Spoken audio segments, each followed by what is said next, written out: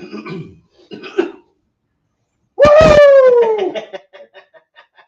Finally! Hey!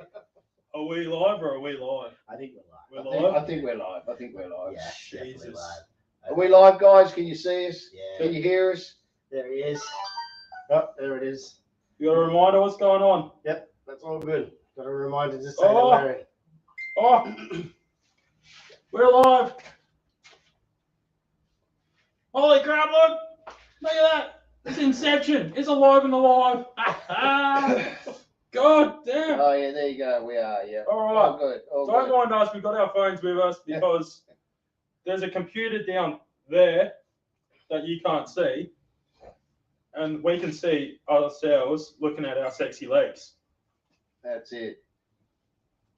Yeah, we finally got it working. Hey, we're not even 5 minutes late, so cut us some slack. Okay, there's a cat. There's a cat around as well. That's right. That's I've got to put her away actually. Yeah. I'll be right back. I've got. All right. I'm You on cat get alert. back. He's just moving his pussy. That's it. All right. So, And we've got a link in it already. You already put the link in? hell yeah. Let's put the Jesus Christ. Everyone- G'day, folks. How you going? Put it in the chat. There you go. Yeah. Cheers. This is the first ever Bolt Bucket Live because I've got this guy here. Visiting down in SA. We had some fun today. We did. Yeah, you had a lot of fun. Had a lot of sitting on the side of the road.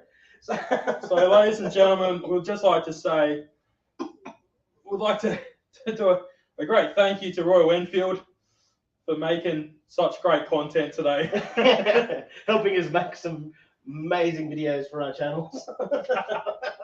Mate, so we had the Royal Enfield, was it Bullet 500 Classic? Yep. And Jesus, that was a bike, I think you could call it maybe. When it runs, if it runs, it's all right. Hold that thought 2 seconds. Okay, give us a pose. Right. What are we talking about? All right, so our events this morning, Oh, we had an eventful morning. It was an eventful morning. Yes. It was, it was good. yeah. It was good. It started out great, and then it took a dive about 1.5 kilometers out of us going, let's go for a ride. And poor old Mick's cruising along, and next thing I know, I see Mick going on the throttle like this, and he's screaming out, "There's no power! There's no power!" No lights on the dash, just nothing. That It was just dead. It was completely dead. dead.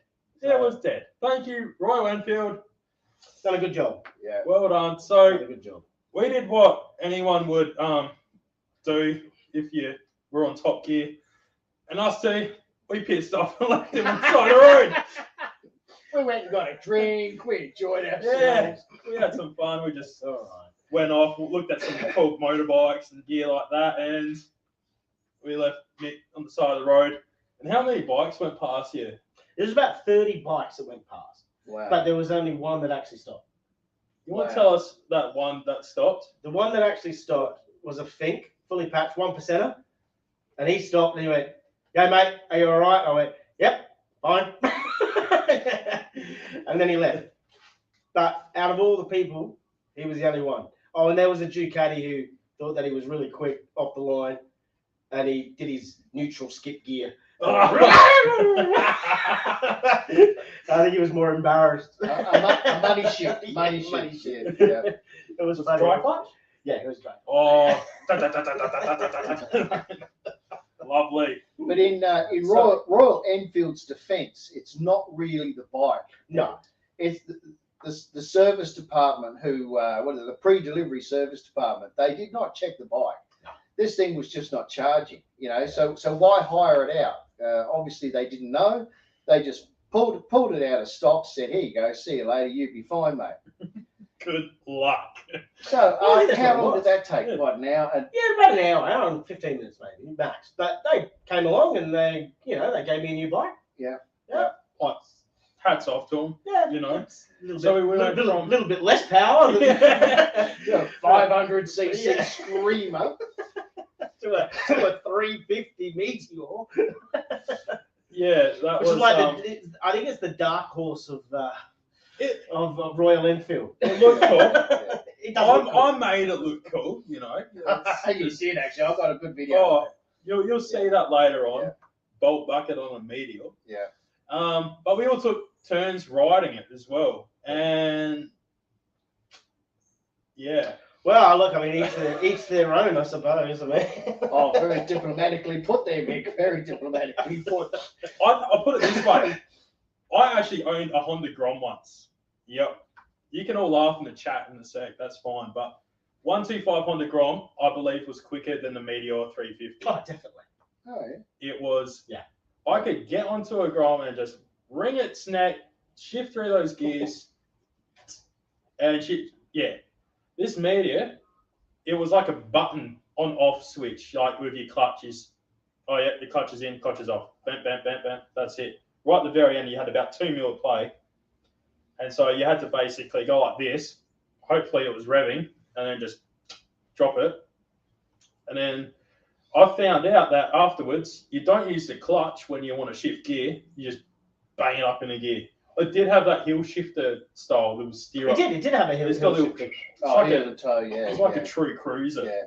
Yeah. But Matt Gilmoto and a biker's wife just come on, and they're saying that we didn't actually go riding today. We just went for a wax. We did. You like my legs? Yeah. We went for a day spa together. That is true. The sea air and salt on our faces as we rode, I suppose you could say. It was like that. Yes. My paws have never been better, I must admit. Like, I have nothing to say about that. I don't want to know about your paws. There's something else I'm thinking. We can always just put the photos on. So if someone was to ask the question, what would you want to use the Royal Enfield 350cc bike for? What would you guys come up for an answer? Oh, if you're going from town to town in India, you'll probably be all right. Yeah. No, look, I think if you're in any town, like in a major city, On the flat. Oh, like London. maybe not London, because London's shit and it's really busy. Adelaide City, Yeah, just the CBD. just the CBD. If you've just gone around the CBD. Yeah, exactly. You're just on the loop. Yep. Yeah. City ring route. Yeah. If there was a speed bump, we might have trouble getting over it. Yes. But there might not be enough on. Yeah, but everything else, and it would be all right. But I think smaller rides. But I think that was the same with the classic 500 as well. Yeah. Can you highlight Dale's comment right there? That's a good one, Dale. I think you're pretty much on the money there. That's Dale there. I think it is. That's So for riding between service centres. That's spot on, I reckon. Pretty much what it is. And we're talking about Centrelink service centres, eh? Yeah. Oh, jeez. No, I think it is. I don't think it's something that you would go, hey, let's go up in the hills.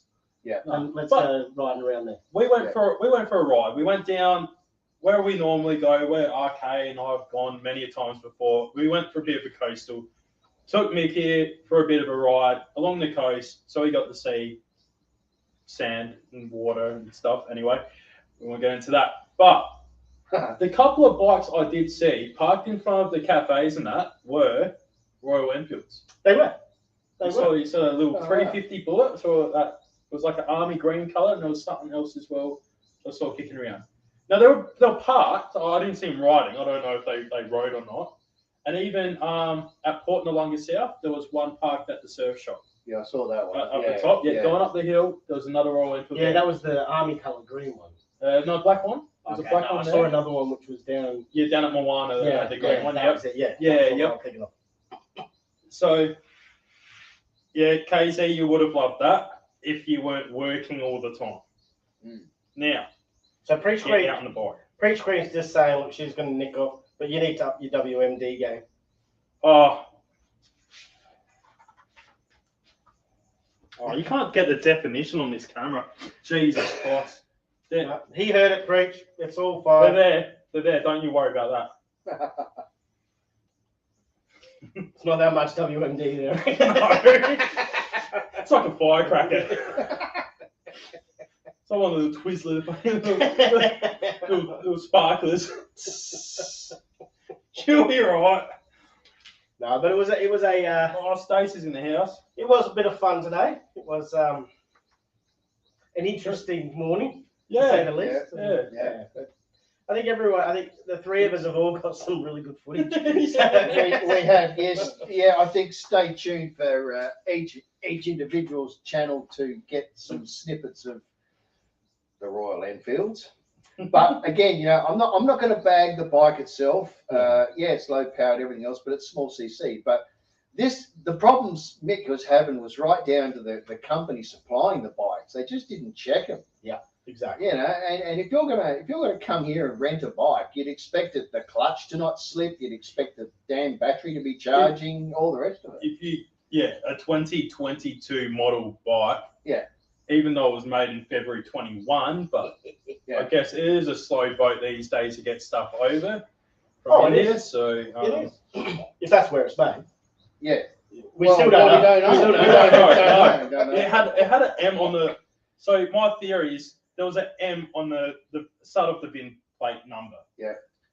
So I thought it was Mumbai. What do you think? Like it was Milwaukee? No, I said it was Milwaukee. Yeah. Yeah. And you had Her Majesty, wasn't it? Yeah. Or Her a Curry Majesty's. Puff or something like that. Hey, Scott. Scotty's just in there. G'day, Scotty. Yeah. Now, just while Scotty's in the house. So last weekend, I actually went and did a video clip shooting for Scott's new album or new single song coming out. So I just wanted to plug I've that. seen bits of that. Yes, I've shown you bits. Awesome. Because it looks amazing. Yep. And it's going to be a ripper. So if you guys haven't already, you're watching this now, go subscribe to Scott's channel because there's going to be a ripper of a video clip coming, and it's going to have yours truly in it, as well as some other people. Probably then don't go to the channel if he's Go to the channel. Because there's actually some talented people in the video clip. Like, I'm amazed. He's the one playing the guitar, the talented. Yeah. Oh, and the aerobatics or the acro aerobatics and all that stuff. Like, they've got these girls. Oh, I think you're giving too much away. Oh, I saw some of it, but it is. Oh, it's amazing. And we even got parkour in there as well. We've got the guy bloody jumping off freaking 2-story building kind of stuff. It is just holy cow. It is going to be absolute ripper. So go check it out. I'm trying to mod me up so I can drop links. All right. But I don't know how to do that. And Skilla Steve's in the house. Skilla Steve. We got VS Chick in the house as well. We got Outback Outlaw. VS, how'd you go? Have you got it going yet? Is that bike going yet? Oh no, I've got to tell you, she's got a broken banjo bolt. Someone really pressing the star in StreamYard makes you a mod. I don't know. So. Who else? We got Cody. It's Cody. KG. KJ's in the house. The Honda representative. Click on my name and drop the shows. Oh, okay. No, show it. I just try to fill him in, Stace. So that banjo bolt and needs to do. I told you, like that cut she showed me, Carby. That looks absolutely bad.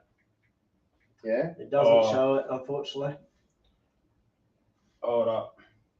Stace, I'm showing RK how bad your Carby is. Give us a sec. Summer, it actually doesn't say it. When I drop down the link, it doesn't actually show up saying make you a moderator, unfortunately. So, not sure why, but yeah.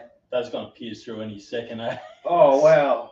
Well, yeah, that needs a carburetor kit through it, I think. Yeah, like that's... Yeah. Oh, that's 2 seconds away from having a hole, just probably a finger-sized punch through. And actually, the other thing I was thinking of, I'd pre-mix the fuel and put it in the tank. I would not rely on the oil, on the oil, the separate oil feed for the fuel because 2-stroke. Yeah, it's box. I'd pre-mix the fuel myself and put it straight in the tank 2-stroke. Don't worry about the oil thing. Yeah, you can get... You know what I mean, don't you? Yeah, so if you go into a lot of the bike shops and all that, or even a lawnmower joint for that matter, because get a little mixture thing. You'll be able to show you, okay, this much oil, you know, For to this 20 much to 1, yeah. 50 to 1, whatever. I think they're about 20 to 1 anyway, those things. For some, that's pretty agricultural back then. Yeah. 20 to 30, I'd probably say. Yep. All right. Yeah, so, it's a bugger. Yeah. We're going to have anybody come up in the chat with us, or? All right. So, I'll put the link in there. the link's in there. Put the link If up. you guys want to come up and say g'day, by all means. Auto lube will kill your bike. Premix every time. There you go. Pongster over in the UK, mate. He's got some bloody good advice. I must admit. Yeah, I just given that that bike of hers has not been going for a hell of a long time, the amount of water that was in the oil, I don't know, mix all that, No. unbelievable. No, But I yeah, didn't say I wouldn't trust the automatic oil feed for the fuel system on that thing at all. I'd pre-mix the fuel and put it straight in the petrol tank. So if you're not sure what I'm talking about, just send me a message or something. Wow. Okay. Yeah. Okay. Yeah. Sorry. There Sorry. you go. That's a 2 seconds. Sorry, Summer. I got what you meant now. Makes sense. I was thinking it was done through StreamYard, but it's not. It's done through his actual YouTube channel. Yeah. Try that. That should be good now. You should be it, Summer. So yeah. There you go. There you go. You got a blue cape, Yeah. as Ice Spike likes to call it. Good old Spikey. So There you go. there we go. Yes, definitely, men. Yeah. My bad. I'm a noob at this. This is like, come on. This is the first ever Bolt Bucket Live, all right? I might have been in a few, but I have no idea what's going on. And normally I'm using my phone, which overheats, that we found out. Yeah, that's true. That's true. That's very true. So if you're going live between 12 and 4 a.m. But it's good times. And I'm usually pissed as a youth. So. I'm not anymore. I'm actually being very responsible tonight. So Yes, me too. I'm only on my second. Yep. Of 8.2%. I'm only on my second because I've only got 2. So Oh, there we go. Bikers Life, put Scott's channel up. Thank you, Summer. There you go. Fantastic. That's a good idea to have someone as a I'm liking moderator. this. Yeah. There we go. Yeah. It's all over it. Look at that. Awesome. I think you've done this. I think you've done this before. Yeah. So, Yeah. sounds Maybe like, once or twice. Yeah, maybe. Because we're all bloody new. Got no idea. I don't even know how to set this bloody thing up. And we've got the photos to prove that. Yeah, I was kind of on the garage floor. Yeah. Anyway. And he wasn't fixing any cars. No. For once. It's amazing. We do. You might be able to see the bolt bucket is here. I might move around after when I can be bothered. And it's still got a flat tire. So when you're working out in an industrial area, watch out. Especially when you got a tube in there. That'll be a during the week. How's your luck? Oh, He goes to work and he doesn't just get one flat tire. He gets damn 2. I got How's two. your luck? I got How's your 2 luck? in that one tire there. There was 2 in that, and I had 1 the week before. Yeah. Less than a week. And yes, Ebony, you do need to get drunk for this. We're all drinking, and you all should too. Not that I endorse it. You should do. I do. Let's give it down, dude. You're making me drunk. I'm an Australian, mate. Shit. You're forcing on us. It's not even like, Why haven't you drunk yet? We're at the bottle. I'm like, you sure that's going to be enough, mate? That's not going to be enough, mate. We need more. Like, jeez. Oh. Yeah, I agree. Pongster, I think tube tires are terrible. Oh, mate. Yeah. When you got, it'll probably be not too bad if you had a solid rear wheel, but when you've got spokes, Pisses it's everywhere. just, I got some of that $25 green slime stuff, and it said use 12 ounces for a motorbike. I put 16 in, like, because I'm good like that, and I figured the more the better. And then it lasted for 2 days. 2 days it stayed up. Then this morning, when I wanted to go for a ride to meet up with this guy here, as well as RK, but that was just a given. Yeah, she was flat. So I resorted to plan B. Now, plan B, you guys will see on the channel sometime soon. And plan B is kind of more like a plan C through to Z. Z. Yeah. To FU. Yeah, it's pretty shocking. This will all make sense in the coming coming weeks or whatever. I think if you put everyone's content together, you'll probably have a full-length video, like a full-length movie. Yeah. Without a doubt. Yeah. We could rival The Hobbit, I reckon. Yeah. Well, there is that boring part where I stood on the side of the road for an hour and a half. So yeah, it's probably about the But same. we had isn't it? fun. We It were was alright. boring for you, not for us. We were alright. We went. We to were out, Colombo. we were free as a bird, riding around, enjoying life. We Look, saw the I new had fun. H2R. See, I had fun. I was on the side of the road. I Yeah. found. I think Well, it you're was- right if you had alcohol. I found $3.50 Wow, just on the ground. you got change. Yeah, I found money. You sure you just didn't hook yourself? That's how we got our alcohol tonight, fellas. Ladies, he found some loose I change. did find some loose change. Wow, you must have been bought off your I was- scone I when was you looking down out. And the What? amount of bits of indicator lights and light buttons that just smashed on the corner there. You know, And that was just from the bolt bucket. there. But I know that corner all too well. Plenty of late nights there. KZ, you can join by yourself without Jay, just so you know. this is true. You can come up. And I'd love for you to come up. Being a South Australian, Absolutely. while we're in SA, I think you should come up on here. Come on. I reckon everyone watching in the chat, let's give it up for KZ and tell her to come up on the live and say g'day.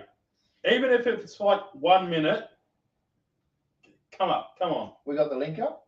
So Outback Outlaw wants to ask me a question. All right, this should be good. Yeah, I'm a bit worried about this. Yeah, me too, actually. Yeah. Yeah, sure. Of course, you can ask me a question. Yeah, let's just filter the Yeah. answer. The answer might not be something you like, but yeah, let's go. Let's have a crack at it. See what it is. All right. Gazi. Have you got the link up? Yeah, links, Yeah, the links in up. there, links in there, and Oh. yeah, Scott's in there. He's trying to sub to everyone. Good on you, mate. He's a bit useless at YouTube, he says. So, What's bolt? oh, okay, Bucket that's a good question, actually. What is it? Are we talking about the I can't see it. Bible? I can't see it. Okay, Okay, here we go. Yeah, so Okay, what's see Bolt that. Bucket like? Are we talking about the person or the bike? Oh yeah, that's a good question. Hey, Yeah. Because the bike is actually really different. I mean, he could change his channel to Bucket of Shit. But Oh. the new Oh, BOS yeah. coming soon. But no, seriously.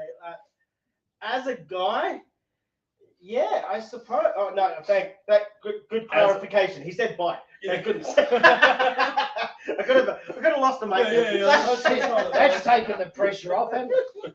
So, All right, back to the bucket. Yeah. The bucket of Look. bolts.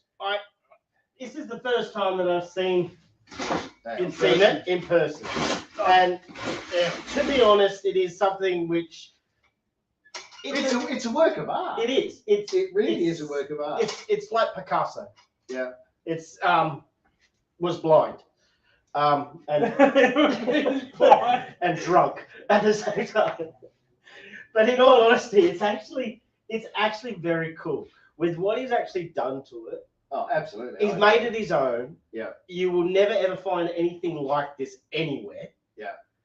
And So if it gets stolen, we'll fucking know whose bike it is. that's exactly right. Absolutely. And I think the best part about it is I think what he's done. I could talk about him as a person as well. That won't be as long as I talk about his bike bar. So I might probably want to talk about his See bike. you It on might the be a MT. little- Actually, can I just jump in a comment here about Bolt Bucket's bike? Yep. And then I've got a question for yourself. It is Summer. loud. Oh, it is. Oh. Yes. It's Oh. louder, and I agree. It's louder where it got to the point where my teeth were like sort of shattering. shattering. Like Yeah, just, and they're not just shaking; they were shattering it. it was, and it was really kind of Loud. exciting as well. So it was like really good. But that was the difference. It is definitely Nathan. It's actually worth seeing Yeah. in the flesh. Absolutely. Yeah. It is. worth It seeing in the is flesh. very, very interesting bike. What you see on here on YouTube and that is one thing, but in the flesh, I agree. I think it's another. It's and I think with the fact that he's put all the stickers on, has just made it a different bike altogether again. Yeah. Because you look at all the YouTubers on here, Black Cruise. and it's I mean the seat. I never liked it from the start, and I told him that anyway. But that's I don't mind the Mexican seat. But yeah, it was comfortable, wasn't it? exactly. That was the deal. It was comfortable. See? It was actually a comfortable seat, and surprisingly, it's actually lighter than I thought it would be. It is. You can it is you can light. actually throw this thing around. Like it is. I don't know how much it weighs. Plus, it's got this. It's got the sissy bar, but you can actually chuck it around, and that's what people don't realize. They're like, oh, and KC, you're in here. It is a cruiser you can actually throw around, and you can go through the hills. Yeah. I can actually, when the tires pumped Yeah, up. I was going to say it's a miserable, miserable the tire's shit pumped at up. the moment, but yeah. But it is what you're saying. It is. It is a I bolt bucket. I can let this thing over. What size is it? It's 800. 800. 800 cc's of just. But Pure bolt. the thing is, these engines though, they were made to rev to like 9,000 RPM. No drama. This overhead cam will do 9,000 RPM. Yeah. And as you probably heard earlier, Yeah. Oh yeah. it It gets up revs to there. Oh, yeah. It gets up there. Absolutely. Now, I have played with the carby on this, like trying to adjust the mixtures and the idle speed and all that, as well as adjusting my airflow and everything. So it's All right. we'll I agree, Outback. I'd rather ride the bike than the actual person. So he says that Yeah, now. Wait till he's drunk. So there is a question from Roller Key, Yes. and it says, "Do you have bunk beds for those blokes to sleep on, and whose is on the top bunk?" Well, we I've have got the fluoride. we have to toss a coin, and no, it'll be just crash out on the back lawn, I reckon tonight. I mean, it's a beautiful night. It wouldn't be the Beautiful first time either I've done that. No. That's a story for maybe a bit later. It's either that or you can so we got- snuggle in on the concrete. There you go. I think that's a good question. T. Ryan Yeah. learned, Yeah, how much? and I think it changes depending on the bike. Yeah. Okay. So What's that? my Just bolt put it up bucket. there. So This I can't see. bucket. Oh, sorry. So for Roland, the blind guy, he can't see. So he says, "How much does it cost to insure your motorbike in Australia?" All right. Oh, So okay. let's break it down for you, mate. First of all, are you a full licensed rider? Then there's the age thing, Yep. 25 over and all that. Yep. Have you had any crashes, priors, or anything like this? Yep. Then it depends on the bike. It depends on how it's garaged or if it's left out and all that. So it could all depend. Yep. This here, I garage it. I've got it insured for $8.5 grand. I know. Don't So get any we'll be dicks. back and watch this video of us burning the bike.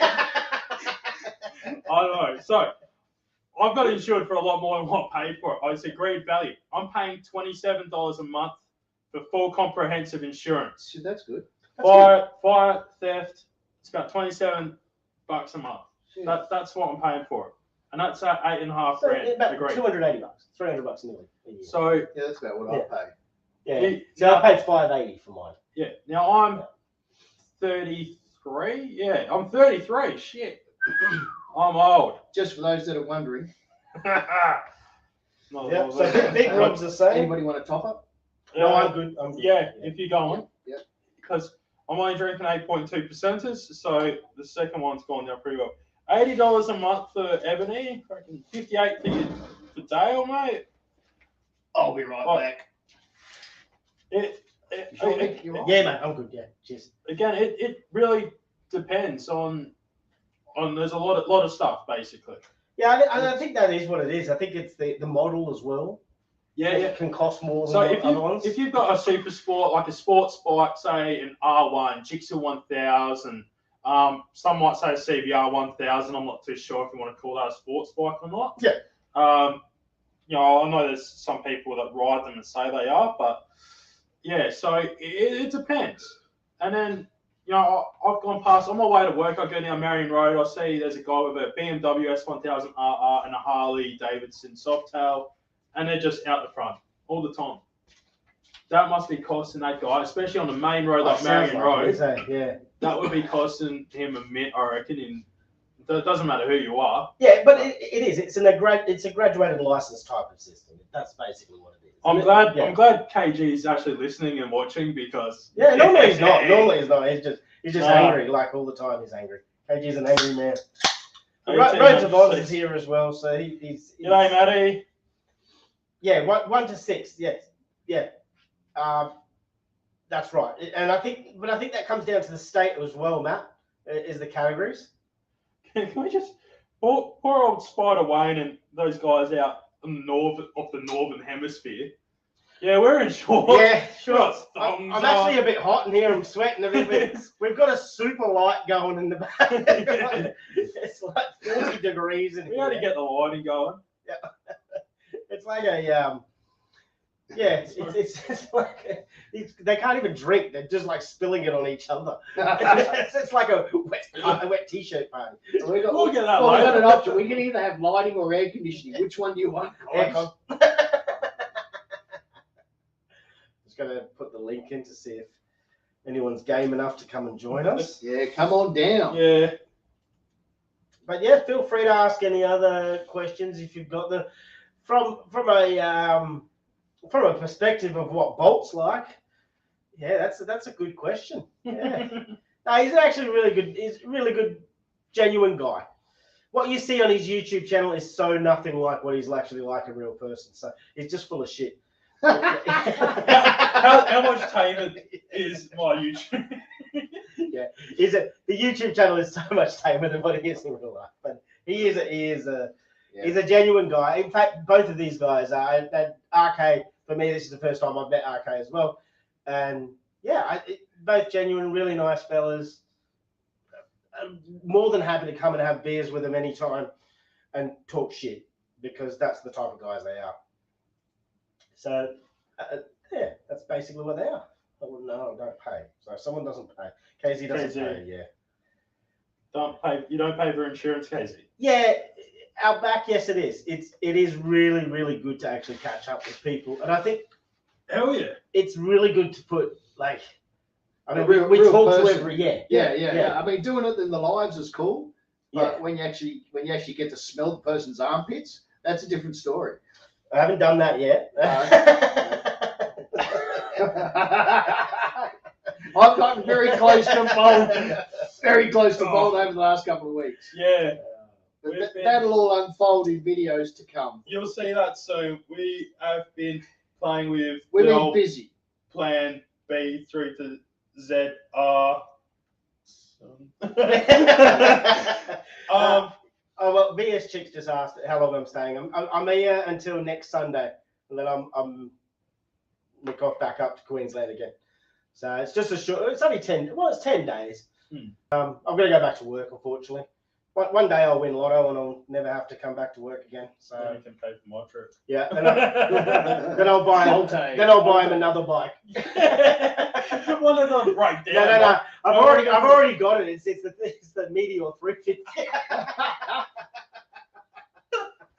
I'll take it, mate. If there's a free bike, I'm gonna take it. So I'm gonna insure it, but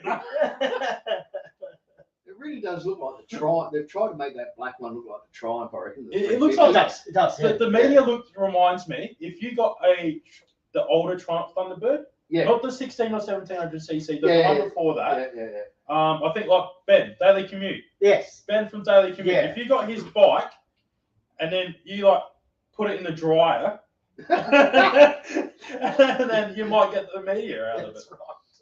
Right. But considering a lawnmower is generally around 325 cc's for a 4-stroke lawnmower, and this bike is 350, please don't expect much if you go out and buy one. No, but it is a 4-stroke and it's single. Yeah. Yeah. Single cylinder. Single cylinder. Yeah. Single cylinder 4-stroke. Yeah. And But what did we calculate out between all the bikes? They still didn't even fit into the. So I actually did some M109. research on it, and we thought it was quite funny with the classic 500 being 27.2 horsepower. Yes. Yeah. It's just 20.2 horsepower.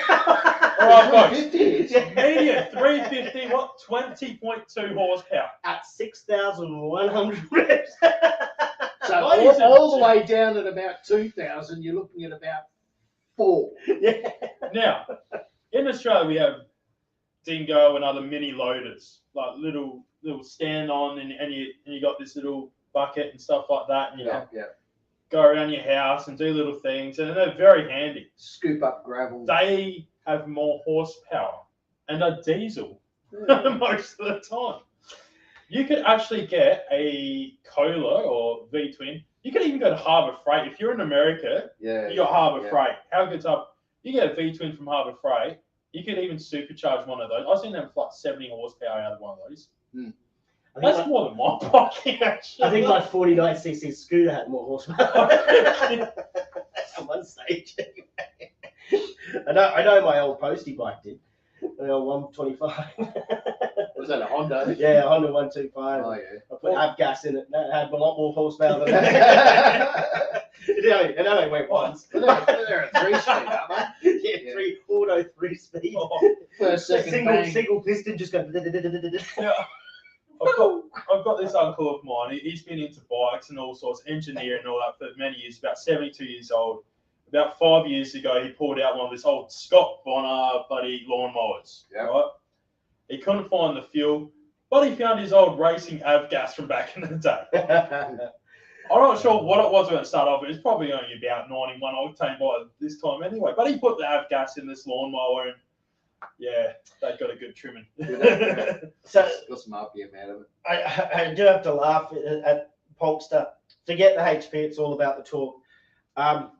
The torque on the Meteor, I think it was 26 Newton meters. Newton meters. Yeah. So what's that, like 11 foot-pounds? Probably something like that. Yeah. Oh. So for that bike, I think it was all about the horsepower. It was all about if your clutch was in or out. Yeah. And even you didn't even need a clutch at some point. No. I was basically, it had that stirrup, and I put all my feet on the stirrup, on that back end. So I was just ready, flip it and just kick it down. Yeah. And that's how I was changing gears on that thing. So okay, It's just shocking. Tyrone, that's another question which depends on the state that you're from. So if you get arrested for excess speeding on public roads, will your bike be confiscated or is it just a fine? Well, this morning, Bolt went past the police officer. Yes, he did, brother. I wasn't speeding. Took the next left as fast as he could. The next left, the next right, the next left, the next right. Which meant Mick and I had to go hightailing it after Bolt because we had no idea where the hell he was. And it made us look guilty as shit.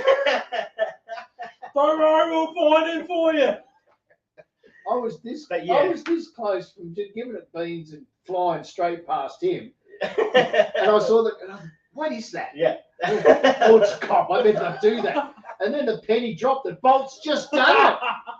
But yeah, I think, so for me in Queensland, if you go over 30 kilometres, 30 kilometres an hour, you lose your licence instantly. It's 45 here. Okay, so there you go. So if you go 30 to 45 kilometres over here, it's around $1,600 fine and 7 points off your licence. Don't ask me how I know that. But yeah, anything over 45, you're gone for at least 6 months, and it's massive fine. Wow. Yeah, they impound your vehicle, and is that just first offence? Yeah, any offence. offence. If you get done over 45, say goodbye to your vehicle. If you don't have money like me, then you basically say goodbye. It happened to a mate of mine just more recently. They impounded his car and they sold it on him. Wow. And he couldn't afford to get it out of impound at this time, and then they just went, no, it's been long enough. See you later. But geez, lucky I stick to the speed limit all the time. Yeah. But I think the other side of it is that you don't just get a loss of license, you get a decent fine. That's Oh, the thing. So, and in some cases, imprisonment even. Yeah. Like if it's like So- your third offence or your fourth offence. Another mate of mine.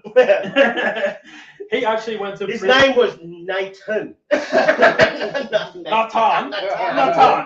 So this other mate of mine, a friend of mine, he actually went to prison he got done speeding a fair few times and all that, and he actually had to go to prison. I'm not sure how long. For just speeding. Just like they were out, they got to that thing where they were out to try. Is that why you walk funny? Yeah. Oh. Get some soap on a rope. You had to put it on a rope.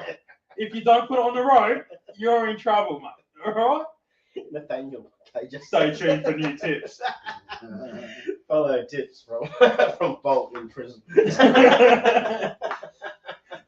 Coming to you live. Live from Yatla. Yeah. But yeah, I think it does. Yeah, it does come down to each state and territory in Australia that you live in. And I know for us in Queensland, it's over 30 kilometres and you lose it for 6 months. You do it again, it's 12 months. Do it again, you're nicked. See you later.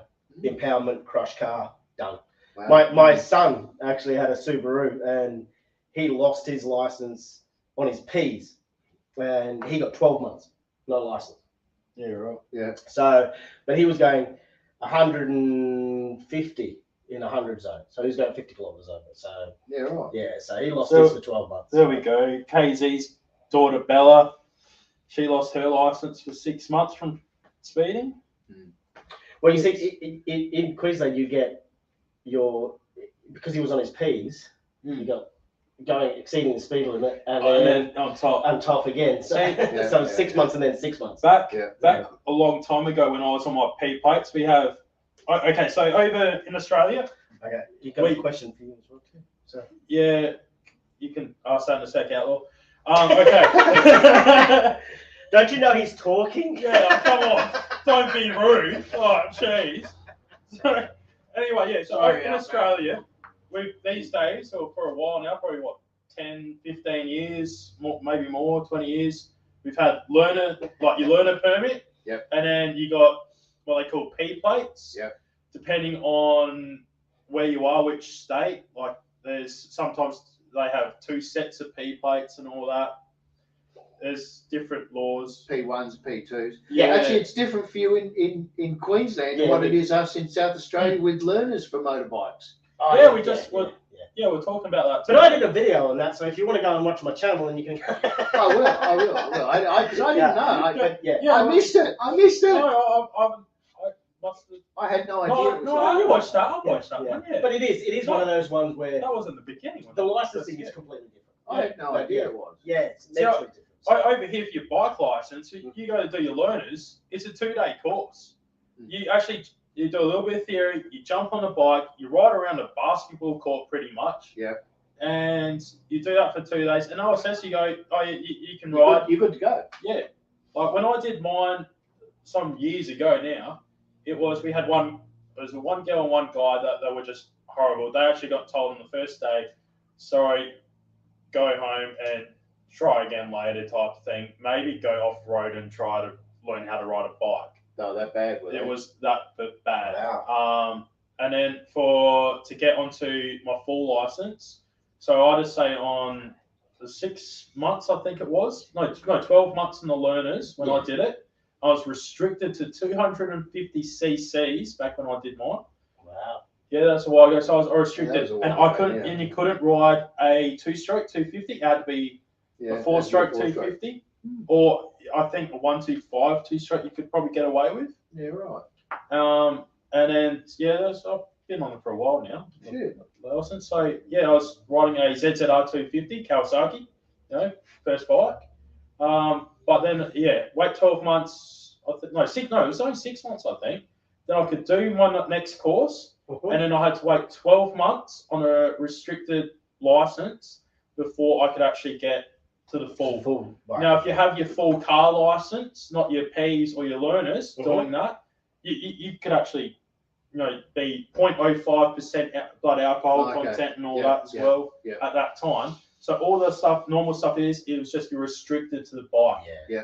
Nowadays, it's what you get 660 cc's power to weight ratio over here. It is power weight ratio. Anyway, you can't ride an R6 or a ZX6R. No. Two-stroke, CB. Yeah. You can go the Ninja 650, but that's because if it's a Lambs approved. The Vulcan. Yeah. You can get any of the Royal Enfields if you like. I personally wouldn't, but if you do, they're all Lambs approved. And believe me, a Grom at 9.5 horsepower. But Outback Outlaw has a question for you. It's on the board here. Do you get called other names other than Nathan, and how do you feel about that? I get called quite a lot of names, actually. Yeah, some aren't the best, that probably should be mentioned, but I've had quite a few nicknames as well in my time. I've been called Ron Pellman before, Seth Rogen. One of my nicknames was Ron Pellman from high school. I can't see it too much myself.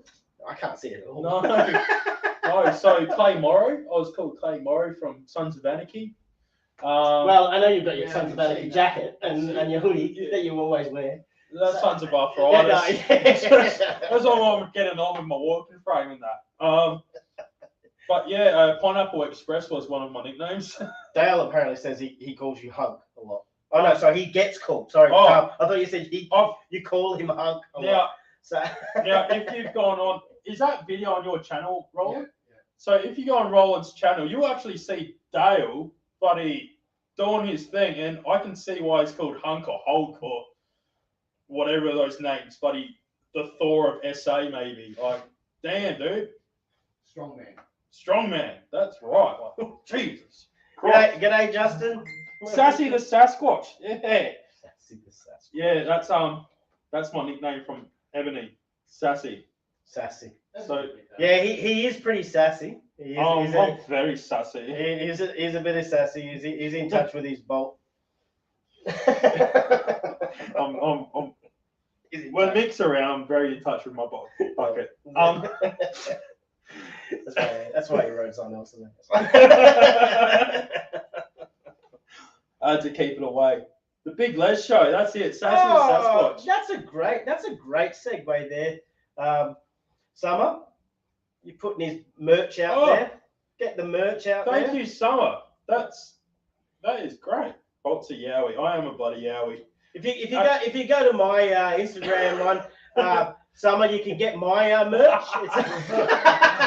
It's also on there as well. While we're live, while this man's sitting next to me, I want to say thank you to Iron Dundee, because I think you subscribed was about 10. Oh no, yeah, 4. 4 subscribers. I had 4 subscribers. How did you even find me at 4 subscribers? I don't know. I don't know. So I was just at that time. I think I had 12. So I didn't even have a motovlog out at that time. At 4 subscribers. No, I think it was just a couple of videos of the bike. I think that's what it was. It was just a small picture, videos, no words, no talking or anything like that. No mic. I started the channel less than 12 months ago. Yeah. I got a GoPro because I got some money for my birthday. Got $100. Found a GoPro down south. It was just a Hero 3. I picked it up. I chucked it. The stuff there. I could chuck it on the bolt bucket. I just put it on the handlebars and off I went. And I used Scott Reed's String Theory, one of his songs, for one of the videos. Yep. And it kind of that wasn't too bad. That was just me riding to work and getting drenched. That was actually raining. I got drenched. Yeah. You see, I get there, I'm like, bloody hell. And so Mick here, he's actually helped myself get my channel to where it is. He's helped me through, getting more subs, getting the stickers. Well, we all help each other. You can't just say that. We all help each other. That's the whole point of this community. Everyone helps each other. Everyone in this room is here because we all help each other. Yeah. And that's what we're here for. And I try and pay it forward. I try to do as much as I can in the community. I'll put We'll do that in 2 seconds. Yeah. So the thing is, like, hold on, like we're just Summer's trying to put your link in there for your merchandise. Summer, forget about his merchandise. Okay, if you go to my Instagram channel, click on the link. Oh, I wouldn't. Basically, while I'm going, I wouldn't have my merch store if it wasn't for this man. He's helped me out doing through it. Same with the stickers. He put me onto the right sticker, guys, Yeah, and all that. And I've paid it forward as well. I must admit, because I've helped out some people in the chat with who I've used and put it to them. You know who you are. And I think that's what it is, mate. I think everyone helps everybody. It's a great community. Yeah. I didn't realise. So I got into, like probably a lot of people, I was watching some YouTube and all that. It was to pass the time at night. Prongster. You're right, Prongster. It's exactly right. No one else watches our shit but all of us. Yeah. We all watch each other's and we all help each other. That's exactly right. The motorcycling community itself is fantastic. It is awesome. Yeah. And then with us moto vloggers as well, is that next tier too. And I was watching the likes of Blockhead and Shade Tree Surgeon, and I thought, hey, I might give this a go. And I didn't realise, of all you guys out there and gals, like just the community. And I'm still finding people, learning people that are even local. Just you don't know it existed and all that until you get into it. I agree. And then you just start finding and I'm all for helping. I'll help out. I'll share. I'll do whatever I can. Put you on my channel, and that's why I've tried to do those like my face reveal and all that. But I think it's funny that you say that because it is about that. You go into that community thinking, and this is how I felt. This was me personally because I hadn't seen, apart from $1 Million Bogan, from an Australian perspective, I hadn't seen that many motovlogs. And all of a sudden, I've seen Outback Outlaw, and I'm seeing, and I'm seeing Rob from Down Under, Throttle Down Under, and all this sort of stuff. And then I'm like, hold on, there's a lot of us. Yeah. And in Australia, we actually have a fairly big community. And it's interesting that you say that because you go, oh, I'm the only one in Adelaide. Yeah. And then you go, oh, okay. Oh, crazy. Oh. That's it. Yeah. Think like there's a heap of us I didn't know existed. And I was like, nowadays, I'm watching all you guys. I'm watching the locals. I'm watching the guys across the world that they're not as big a channels. Mm. And I'm trying to support. And we've been pretty busy last couple of weeks with Plan B through the ZR, and so I apologise because I haven't been as active lately in the last couple of weeks. Everything's okay. We're just dealing with some shite, but we got a problem child. Yeah, Mick wrote it today, and he can tell you that was scary. That's a scary bike to ride. It's like, where is it? Where's it? Holy crap! That's exactly what it was. It was like, I'm about 2,000. 5,000 reps! 2,000 reps. 9,000 reps! Why are you doing this thing? Where are you going? It was just stupid. Oh, but yeah, I think it's funny that everyone's got together and there's that relationship with everyone in this community that we all will help everyone no matter what. It's not, you don't even have to ask. People are already there for you. Yeah, that makes sense. I found out through, if you saw my last video, that's what it was with a lot of people from the community helping me through things. But even coming down here and catching up with Bolt, initially it was just going to be Bolt. And then Bolt's like, no, you got RK as well. I'm like, fucking sweet. And then Kazi, I don't know where you are, but you're supposed to be here too. But hey, cool. It's only about an hour away. Yeah, it's all right. So what? An hour away. That's like what? 10-minute ride on your freaking. But no, it was really good. It's about 4.5 hours on the medial. But no, it is one of these things which maybe if you go 2 up on the ZX, get there in 2 seconds. 15 minutes will be there. Yeah. But it's great because Oh, fuck. I don't know what the fuck is going on. Don't worry, folks. Don't be alarmed. It's just a Tasmanian devil. I'll be back. I think someone's gonna go and take some pussy down. But no, I think it's good. I love it. I think it's fantastic getting to meet more people everywhere. I mean, I know I got VS Stacey, VS Chick. She's up in Harvey Bay, but that's like 4 hours away from me. Yeah, 3.5 hours away from me. So it's a bit of a distance still. In perspective, like I'm 5 minutes away from Roland. Yeah, it's that easy.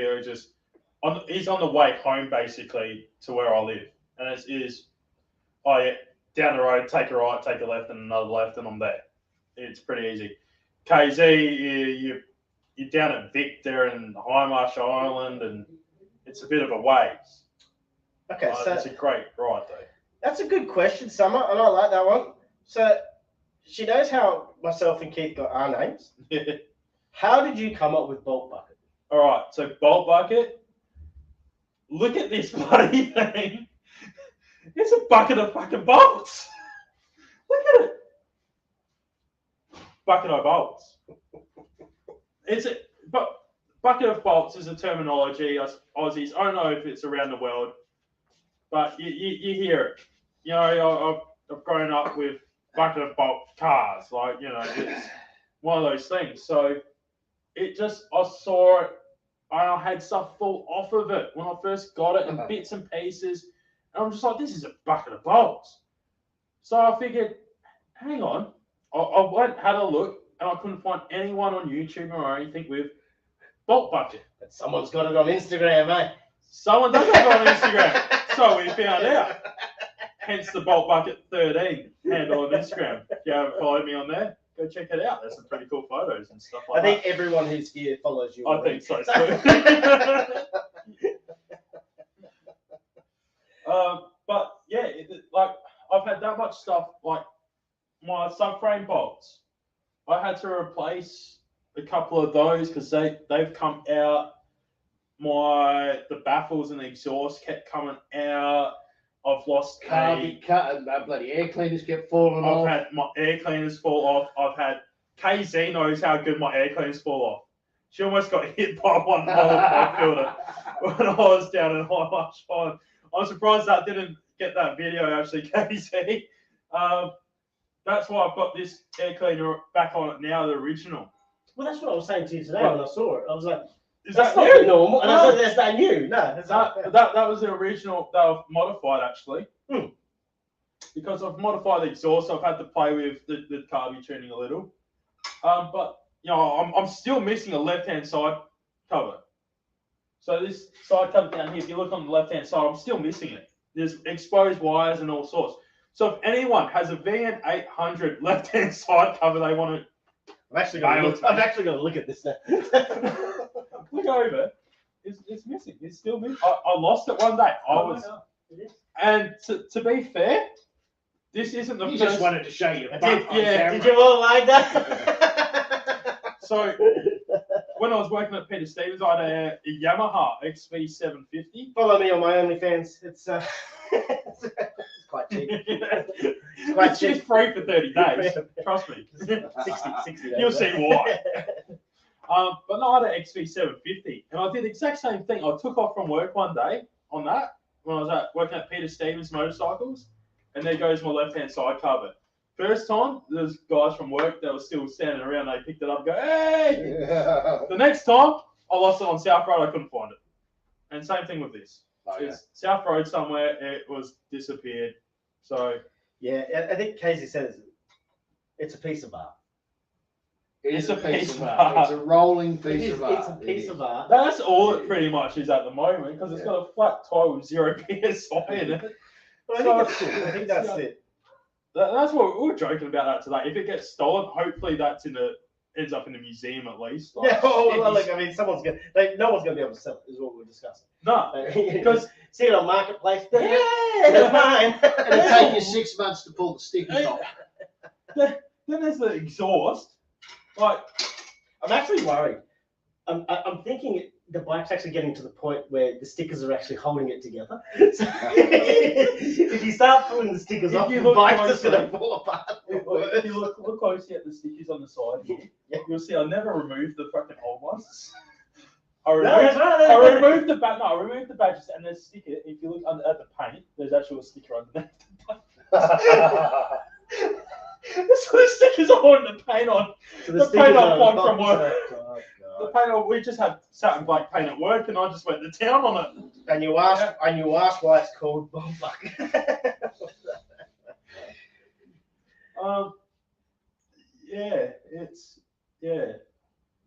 It's like a rat bike made by a hippie. Bolster, mate. Spot on. That's exactly right, KG. He needs more stickers so the bike can be held together. Please send stickers. If you see this, I need a sticker between these two exhausts. I did have wire holding them together. This weld's cracked because of the pulse of these exhausts. Stickers are what holds the bike. That also add extra horsepower. So now I've got about 20 horsepower now. So you've got a meteor. You've actually got a meteor. Even when Bolt tries to put something fresh, new, and shiny on his bike, it flies to bits. It just falls off. I'm surprised that air cleaner's held up for some. If any of you guys seen Bolt's video when he does the whole put his horn installation on? What did that last? All right. So I put an air horn on the bike, and I thought, awesome air horn. It was loud as fuck. Oh. And then I was trying to follow KZ's daughter Bella to go see KZ for this meetup for the last video. If you haven't seen it, go to KZ's channel, hit subscribe, and watch the last video. It's got me in it, and we went for a bit of a camp out on her block at Highmarsh Island. So, which looks awesome down there, by the way. It is amazing. Yeah, beautiful. By the Murray Mouth and all that, it is killer. If you haven't been there, you got to. I haven't been to the Murray for years. You've got to like save up some bloody annual leave and come back here once their house is plenty of annual leave. So, you just. Well, anyway, we'll talk about that later. Another conversation for another time. So anyway, KZ, let us know. Job might be I think we need to do like a little massive get together. You heard it here first. KZ's house.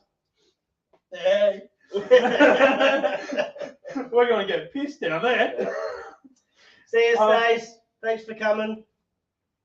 Anyway, so when I was going down to this was between Christmas and New Year's, we did a little camp out. I needed it. I absolutely needed it. My work was just driving me insane, and I needed that break. It was just for one night, but it was amazing. KZ, her partner Jay, Bella, amazing. It was great to just get away and just be away from it all. It's good. That's what you need sometimes. You do. You really do. If you haven't been moto camping or something like that, just give it a shot. Just even if it's local, it's not that far from you. Give it a shot. It's great to just unwind. Sit by the fire, have some, Jay cooked some great bloody food there. And there's some really good Aussie channels that do moto vlogs. So what happened with the horn? What happened with the horn? Oh, anyway, so the horn. Getting back to the horn. Back to bloody Rolly's horny stuff. So I was following Bella. When you're going down to Victor Harbour, to Highmarsh Island Way, there's this, you go over a train track. Oh, yeah. Now, train tracks are always pretty bad. It's a bit of a, Yeah. So I thought I had it tilted, angled enough. I pushed down on my forks. I didn't hit anything. But I didn't push down enough. So now I must admit, I'm not name dropping. Shelby Daytona, you've seen on Instagram. He mentioned in a group chat we're in. You might have seen Shelby on Shade Tree's channel and Dave from Forgotten Angels and stuff over in Florida. He's on Wings channel. Wings Motor Company, Flipnar and all that. Yeah, Shelby is a legend. And he's He great is a top mechanic. guy. He is a top bloke. He is the typical bush mechanic. Yeah. Oh, he knows his stuff. He knows his stuff backwards. It's just Absolutely insane. But so he goes, I bet you that's going to come off. Sure as hell. Anyway, it didn't fully come off. Put the evil eye. I knocked it, and one of the the chambers that the air builds up in for the air horn to actually that got knocked off. So it was just air bleeding. So now you just hear the motor running. It sounds like it's from the 1920s. So it's I just ripped it off now. It's gone. But yeah. So Bike Hub has just joined. Oh, TJ. What's up? It is 20 to 10. I have to go very shortly, personally. But you guys can continue on, obviously. But there's no issues there. You don't need to worry about things. But look at this guy. Comes down the stairs like, I have to go home. It's almost 10 o'clock. I'm time for bed. There's a bloody nice patch of bloody concrete right there, mate. Yeah, but I've got a nice bed at home. So did I. And then I went camping. Yeah. It was compacted gravel. Oh, of course. But that's all right. I mean, you guys continue through. Did you take a tent with you when you did that? Yeah. If go check. I did watch it, but I didn't know whether that was your tent. Yeah, that's my tent. Yeah. So okay. that was a Christmas present actually. Oh, okay. So I am 6'4", and that's about 193 centimeters, something like that. Yeah. All right. Yeah. I went looking for a tent. All the tents I'm looking for, cheapish tents and all that. Mm-hmm. Yeah. 2 meters by 2 meters. Yeah, right. I'm 193 centimeters. So it gives you about this much. So it gives, So it's pretty small. So I'm like, I'll be nearly able to do freaking, horizontal. Or not, was it bloody You have to like diagonal? You have to go in full spoon. Yeah. Oh yeah. So that wasn't kind of sitting good with me. So I got this one that was 2 meters wide by 2.6 long. Oh yeah.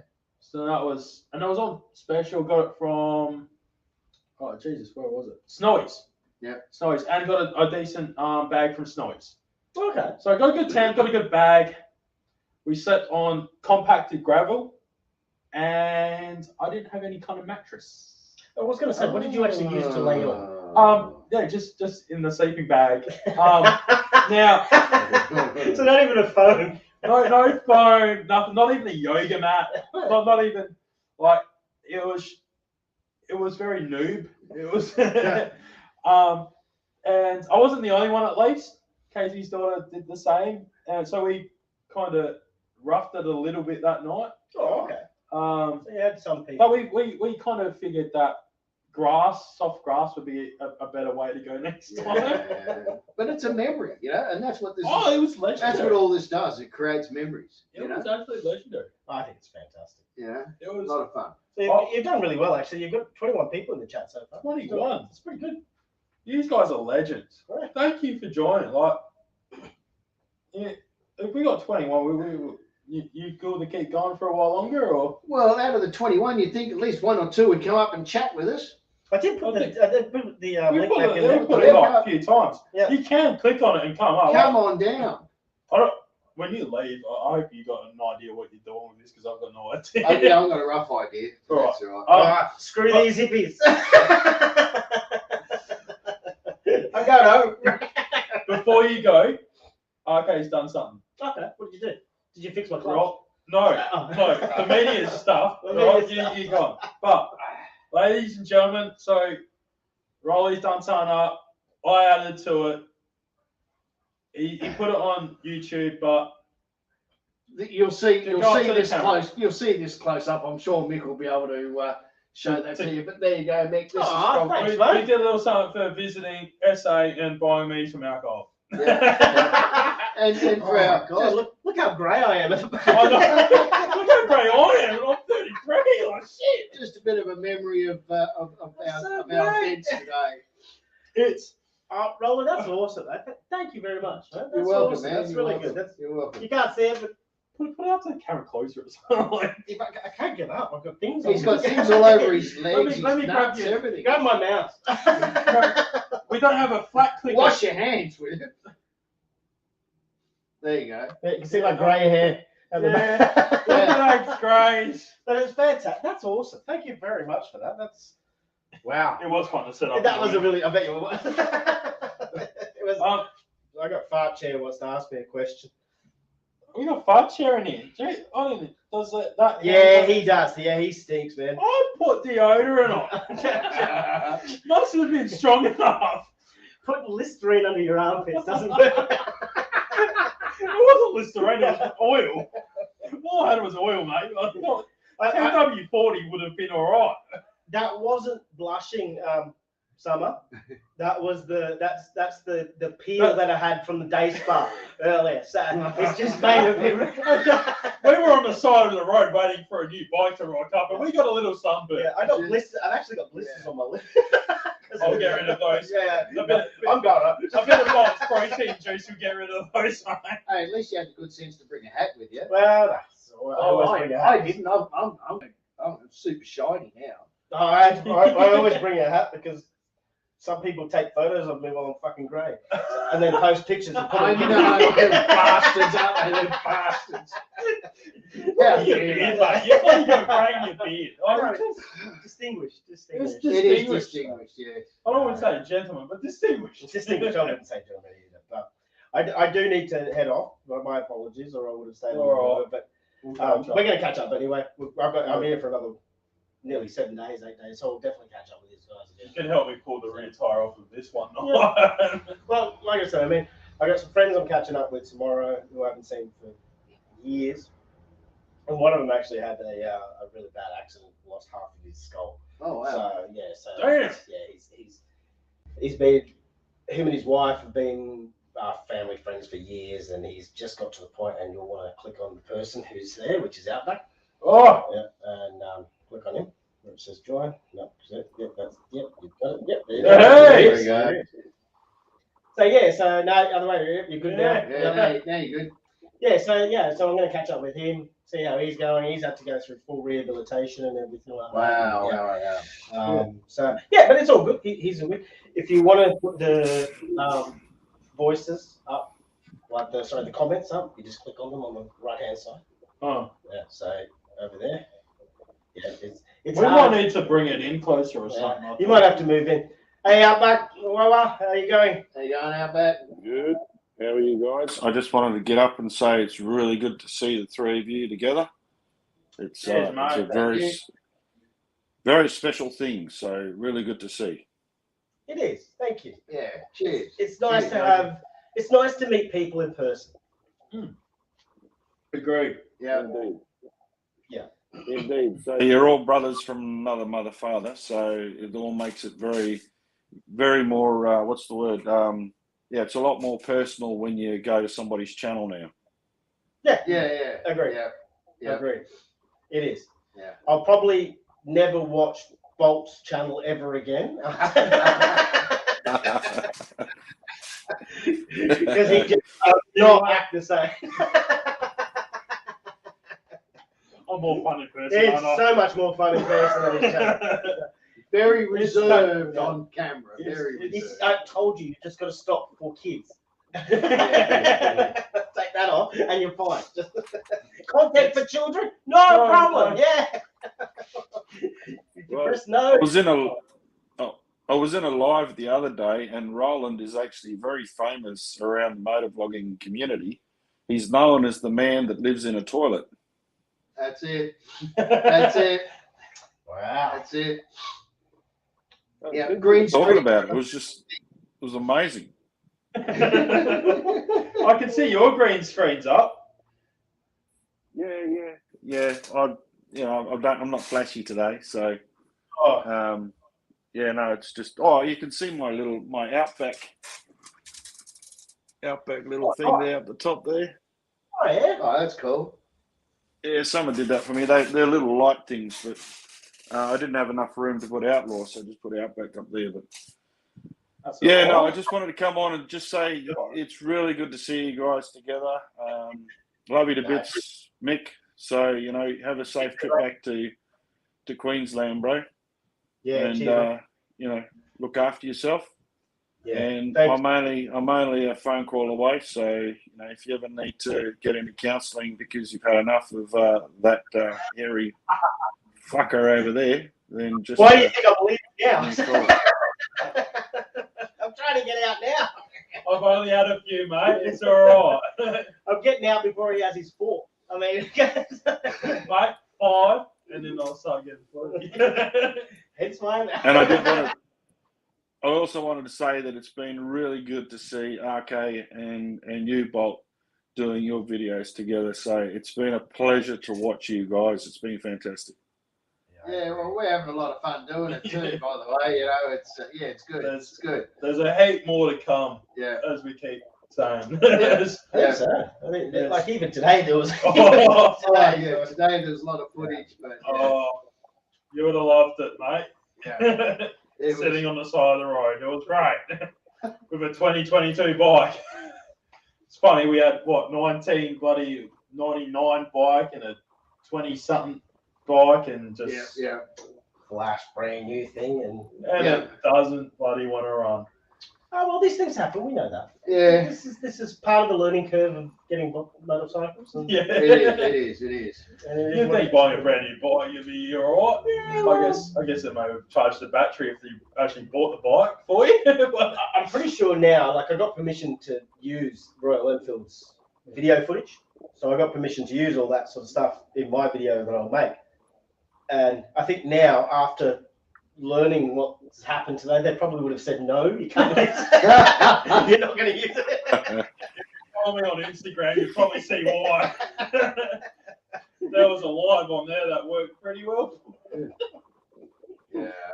All right, I do need to head off. All But Wawa, thank you, my brother. You've always been supportive, and we really appreciate you. Thank you so much.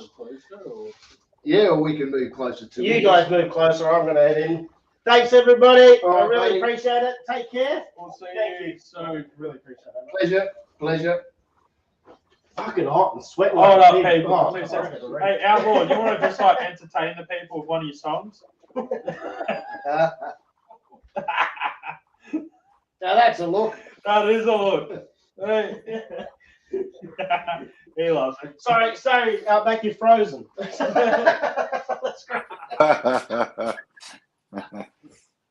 No, I appreciate it. I can't even see what I'm doing down here. Look. That's all right. We'll readjust ourselves temporarily. Yep, you're right there. Yep. All right, buddy. Thanks, fellas, and I'll catch up with you shortly. No worries. See you Take it guys. easy. Take care. Yeah, bro. He's out. And I'll catch you off soon. All right. Adios, amigos. We're going to move closer to the camera All right. or to the computer so we can see what on earth's going on. Yeah, because I can't see these comments and stuff like that. What are we doing? Well, All right. we're grabbing a chair. We're coming up. Don't look at my crotch. I think you could probably go a bit closer than that. We'll put that. Can you see the bucket all right? There we No, go. it's a bit too far away. What? Hold up. Oh. Hang on. Oh, he's definitely quite a 4X here. Yeah. Can't take him anywhere. No, we've certainly had a lot These of fun today. Queenslanders, where are we? These Queenslanders, they can't spell beer, so they just wrote 4Xs. Far out. Yeah, certainly had a lot That of fun stuff. today. But the screw ups with the motorbike weren't really to do with the motorbike, was to do with the company who unboxes them, puts them all together, and then says, "Here you go, customer, you're ready to go," because that place has got no idea. 2 bikes. But One at least, I one must after admit, the other. they did come out and, Yeah, you know. they did come out and change it, which was nice. But yeah, so I'm not blaming the bike. I rode the little 350. It's a fun thing. You got to, it's only 350. You got to expect it to be a 350, and yeah. But the problem with that was whoever set up the clutch, it was completely in the last millimeter of the lever coming out, and as soon as you got it into 3rd gear or 4th gear, it was just full slipping. You could just rev the crap out of it and not go any faster. Just slack, absolutely slack. Can't blame the bike for that, So, But I mean, you've ridden the Enfields quite a lot, haven't you, RK? not me, no. That was the first time I ever ridden an But Enfield. yeah, first time for me as well. I was looking forward to riding that classic 500 he had. Mm. That looked like it could have been, It's something okay. yeah, something a bit a bit different. Then he got the Meteor 350, which is a kind of cruiser spec style. Yeah. And it was just but both of them I didn't get to ride the classic 500, but Mick said the clutch was the same. It seemed like both of them needed to be adjusted. It was Throttle Down Under that had the Enfield, and he did quite a lot of videos on the Enfield, but then he sold it. Yeah. That's right. Yeah, it was Rob. And he quite liked the bike. I mean, I like the look of the bike. I've never ridden one. I've sat on one, but I've never ridden it. It's the look. There's nothing wrong with the look. I like the classic look. As you can see, I'm a bit of an old schooler, but I don't know. As RK, you're saying, it's probably more who's done the pre-delivery on it. Yeah. It's probably more the thing that was... To be totally fair to the bike. Yeah. Maybe letting it down.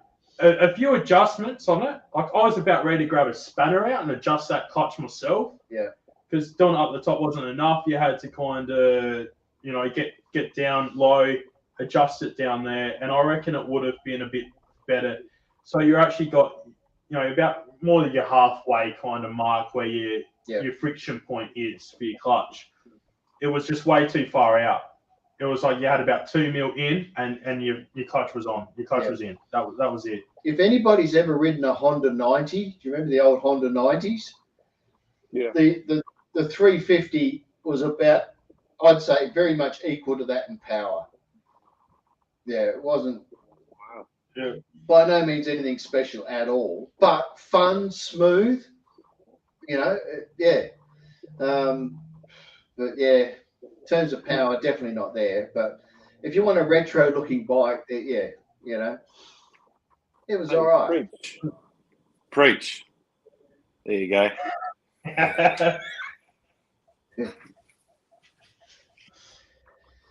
But yeah, we got Plan B through to XYZ. What is that we're talking about? Well, it's another motorbike, but that's as far as we're going. Yeah, I'll post something soon. We'll do up a video soon, I reckon. So I didn't purchase another motorbike, let's be clear. A mate of mine purchased a motorbike that I've picked up, and we've been doing everything too. Yeah. So, because I'm poor as, and that's why I've got to go fund me and all that. So there's this other motorbike that's going to be on the channel soon that we're going to showcase, and all the stuff that's kind of gone on and what we've done so far. Now, I'm not a trained mechanic, neither is RK, but we're having a good go, and anyone could really do the same thing. Yeah. We're doing a bit of research. We're talking to the professionals as well. So Roland's been talking to a lot of the bike shops and asking about this and that. And I've been asking people I know in the industry, hey, this is happening. This is going on. What do you think? Kind of thing. And we've been tinkering away, and now we kind of know how to pull carbies out and put carbies back in pretty easily. So we'll go that far. So it's not a new bike. It's not EFI. But yeah, Mick rode it today, and as he said, it's a bit it's spontaneous. It's a bit sporadic in what it does, and we're getting through it. We're getting through that fine tuning and trying to get there with it. It'll be good in the end, but it's been with its challenges, that's for sure. Yeah. Well, giving it a go though. I mean, that's brilliant that you're having fun doing it, and the thing is, you can do it together, which is great too. Well, that's it. There's been some long nights and some nights where people probably don't like us around this neighbourhood, firing the bike up and revving it, trying to see where it's gone, where it's at. Yeah. But that's all part of it, It's all good fun. All good fun. I need to highlight this comment. Where is it? I don't know if you'll agree. Oh wait, where are we? This one. There we go. Do you do that Outback, or is that just ours? Wax the legs. No wax touches my legs ever, mate. Oh. I think that's one of those challenges we need to do one night. My age-old hair falls off. Look, I'm Won't like, be no. happening. That and Did it on my Vegemite. head. I'll never do it again. I'll never wax anything ever again. Oh, that was bad. Waxing the no. All natural for Skeller Steve. He loves it. So, how you been anyway? Yeah, so what's going on in your world? Well, I don't know. You guys may not have seen our Preach Queens and My live last weekend. We did 2 lives and it ended up being 10 hours. Wow. And, I was in for some of it. so it was a pretty interesting day last Sunday, and it's caused an uproar in the true crime world. Us calling out a sex offender and us calling out a misogynistic female. So there's been all sorts of things flying around the tubes this last week. So that's been a pretty big thing for us. But Preach Queen and I, we're still going to do our thing. And we don't really want to be hanging around the true crime world. It's just that we're there to stick up for the Ruseks, and that's what we'll continue to do. But Preach and I are just going to keep doing what we do and go in and enjoy ourselves in the motovlogging world. And we're hanging around the dope smoking people as well, which has been quite an interesting world to go into. But no, it's been good. Haven't done a lot of content on the motorbike. We've been pretty busy, and I haven't been able to get Summer's bike out on the road because our driveway washed away again. I was going to ask you about that. Summer's bike and your driveway. What's going on there? Have you got the mid-mounts yet? Or? Sorry?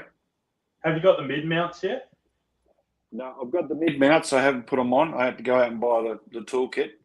But where we've got the bike, we've got no hard stand. It's just dirt. And I want to be really careful about how I do the work on it because looks like that. So,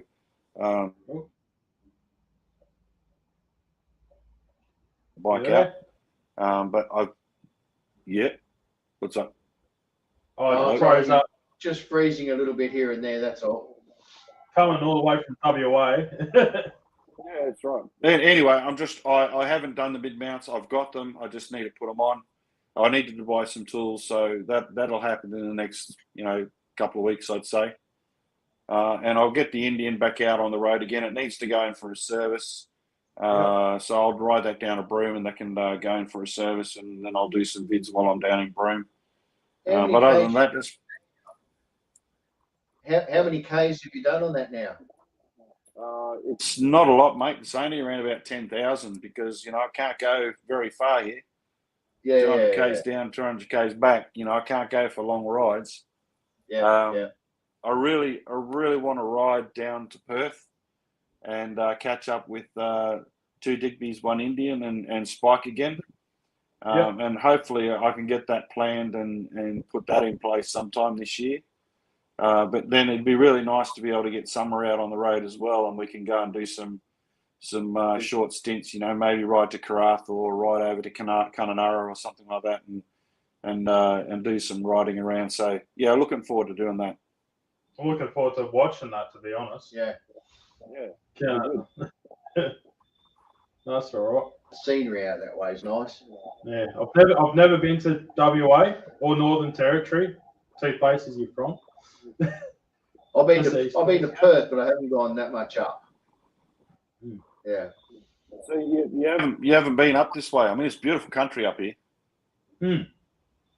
I've only been East Coast. I was born in New South Wales. I've lived in Canberra as well for a while, but it's been mainly South Australia. Visited Queensland, been through Melbourne and Victoria and that. Never been to Tasmania either. Tassie's nice. Tassie's on my bucket list. Yeah. As well as a few other places, but because when I've been working in the bike industry, I'd have a few people come through and they would explain, oh yeah, they've gone to Tasmania, done a ride through Tassie, taken a week. They wanted to take 3 weeks pretty much, they're saying. Yeah, riding So around that's Tassie always would be been, nice. that's always been one of my things I want to do. But I definitely want to meet up with you one day out back. You and Summer. I'd love to ride down. That would be killer. These guys can get. Yeah, otherwise, I'm going to have to ride down and trade my bike in and get a newer one. And I don't think Summer's going to want me to do that. I'll put it this way: maybe call up ahead and make sure they've got the bike in stock. Cause yeah. Oh, dealerships here are dry. It's Now back some months ago, Mick, Iron Dundee, and we actually were calling up our local Indian dealers, seeing if we can try and get on and just take one for a test ride. Yeah, right. No, they had total of 4 new bikes, 4 Indians in stock at that time. And if I didn't put a deposit down to buy one, I wasn't touching it. Really? And we've got only the one in SA, and that's why I follow a lot of people in the States and Indian in the States, and they've got their ambassador program and all that. A good mate of mine I'm talking to from San Diego, Ricky Bobber, he's become one of the ambassadors as well for Indian motorcycles over there. Yeah. And they're doing such a great job over there, and their effort and with their bikes and displaying them, getting them out there, getting test rides and people to ride them. We just don't get that over here. And it's a bit of a shame, especially when we've got one dealership in SA. Yeah, that's out north, isn't it? That is Adelaide Motorcycle Centre at Norwood Way. Oh, I thought it was out at Regency. No, at Norwood Way. Right. So we've got one dealership here, but they also deal with Norton and Ducati as well and that. So I believe, Ducati's going to be there. That's their bigger one. What they're doing, their main focus is the Indians, I guess, isn't as big a focus for them. So it's one of those things where, I'd call ahead. There's 2 Indian shops in Perth. So there's one in Kenwick that's only just opened up, and then there's another one, I can't remember where it is, but it sells other motorbikes as well. So Kenwick, David from 2 Digby's and 1 Indian, he just posted a video tonight, or 2 videos, doing a Super Chief review and a Challenger review. Now he has a 2015 Roadmaster, and he's done almost 100,000 kilometers on that Roadmaster. I think it's the Indian, the only Indian in Australia that has actually reached that milestone. And I really think we should be pushing him to become an Indian ambassador for Australia. I mean, you've got the Aussie and the Indian. She's doing. The belt. Chris Keebler. Chris is doing. Yeah, she's doing fantastic. But I think, and David, he met Chris as well when he went over to the East Coast. But I mean, David's only got 138 subscribers, and I want to really promote his channel. He's got a really quirky sense of humour. He's a nice bloke. I met him down in Perth a few months ago last year, and he's just he's ridden around Australia twice, I think. Now he just finished it in about September, October last year, and he's ridden that bike 100,000 kilometres, and he treats it just like a queen. He absolutely loves that bike. So if you haven't seen him, go and check him out. But I'm going to do an interview with him and really try and push for him to be the Indian ambassador for Australia. Yeah, right. Do you want to chuck his channel in the chat? Yeah. Chat. Yeah, there we go. Now we've got 602. He's going to look at a Chieftain today. Oh, awesome. I like the look of the Indians. So do I. And I think they've got the look. Yeah. I've never ridden one, but every one that every video clip on YouTube and all that I've seen, I've not heard a bad thing about an Indian motorcycle.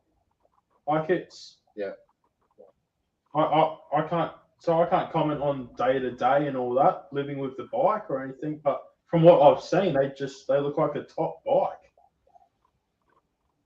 Yeah, they are. I mean, the Super Chiefs that have come out, they look like the Victory Gunner. Oh yeah, yeah. So the DNA looks the same, and I'm not really a fan of the new lineup with the Super Chiefs, and the Chief. The Chief actually looks smaller than mine. Because mine's a Chief Dark Horse, a 17 model, but the Chief, when the new lineup came out, it looked like a small Scout or a larger Scout. Yeah. And I'll be honest with you, I didn't like the look of it. Just doesn't do it for me. I like what they've done, that older school kind of cruiser with like the fins and that look on the front guard and all that sort of stuff. Yeah, even that, like on the engine, like how they've displayed the engine on them, and it looks like an old school engine you'd see from 60, 70 years ago. Yeah, that kind of does it for me. Now, I've been brought up with older stuff, like my uncle riding 1970s dirt bikes and that, and I learned to ride on a 70-something TY Yamaha, TY 175 trials bike. Yeah.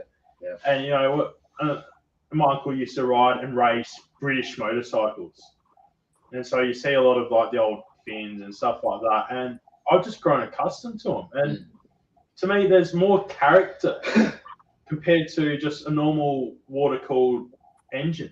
Yeah. Not that there's anything wrong with it for performance and all that, but I just love how was it the Chieftain? I'm not too familiar with the Indian lineup, so don't hang it up on me or anything like that. But yeah, just some of those just look remarkable. The Challenge is a liquid cooled motor. The Challenge, yeah. I'm not sure whether Well, there he goes, ladies and gentlemen. Outback will be right back. I tell you what, 100,000 Ks is not a bad effort. That's pretty amazing, yeah, that's a pretty good effort. That's not bad at all. Now, Summer, if you want to put the link in the chat as well, if you've got a chance. If anyone else wants to come up, feel free. There he is. Hey. All right, Ali. I don't know if you can hear me. I just dropped the phone. Can hear you now. Oh, we got you. Tacticals in the house. He dropped back. out. He dropped out. There you go. Now you get to see the bucket and all that in its glory. I don't know where the link is if we're going to... we need to change our name as well from 3 Yobos to just... 3 Yobos to 2 Yobos. It was 3. So everybody knows that. We'll always remember Mick. we will. Yeah, we will.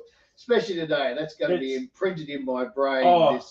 Let's go for a ride. We do 1.5 kilometers an hour, and we're broken down. I still can't get over that. Like, it's just bullshit. We were riding along. It was a straight line. We're riding along for quite some time, and then all of a sudden we're coming to a stoplight, and then he comes up in between us, and just nothing. Just there goes the power for it. And I tried kickstarting it. It's got a kickstart. I can't believe that. A 2022 model bike has a kickstart and a choke. Yeah, I can't work out the choke because it's fuel injected. It's fuel injected bike. I've never seen a choke on a fuel. I don't know if it's just for looks or I don't know if it was doing anything. Just rev up the idle or maybe.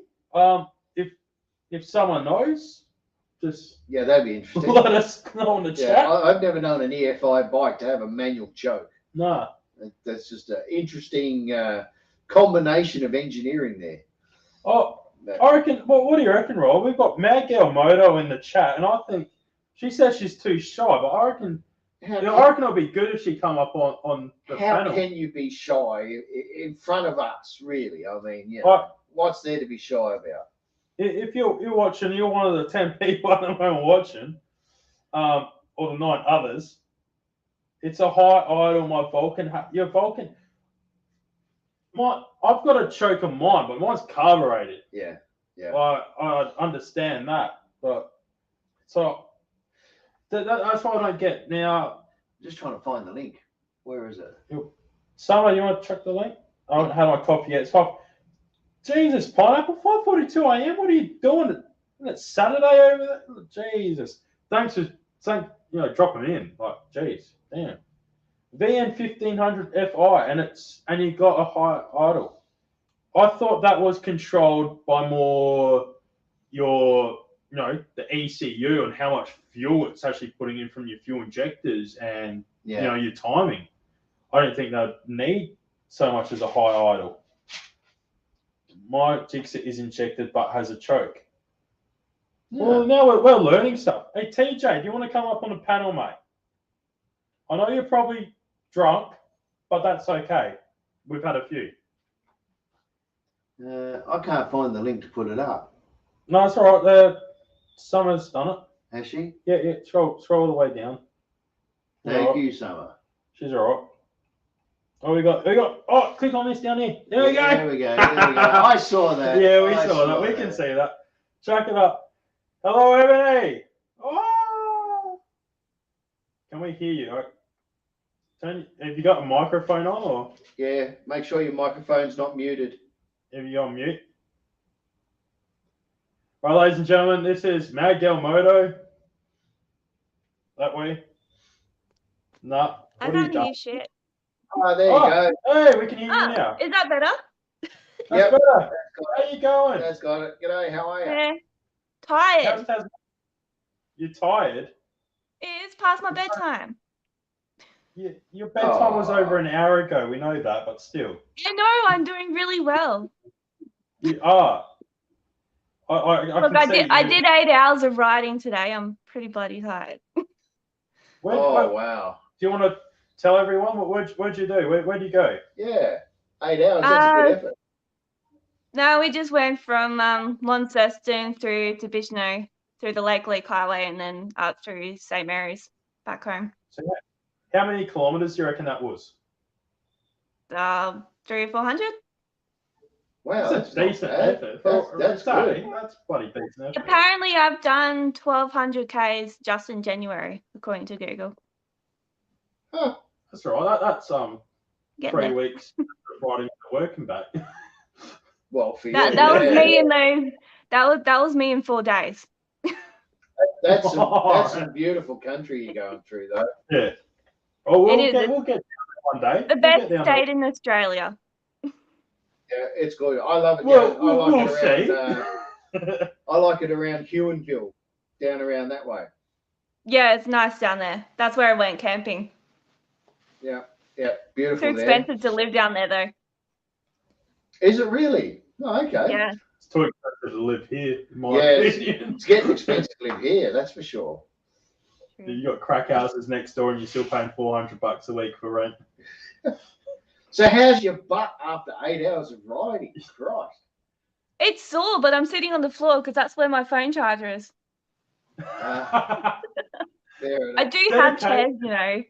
I'm always sitting on the floor and for videos, but I do actually have chairs. Well, that's amazing. That is a good. Hopefully, we do get some other people around here, and they can actually check out your channel. Hopefully. It's okay if they don't. It's really not great.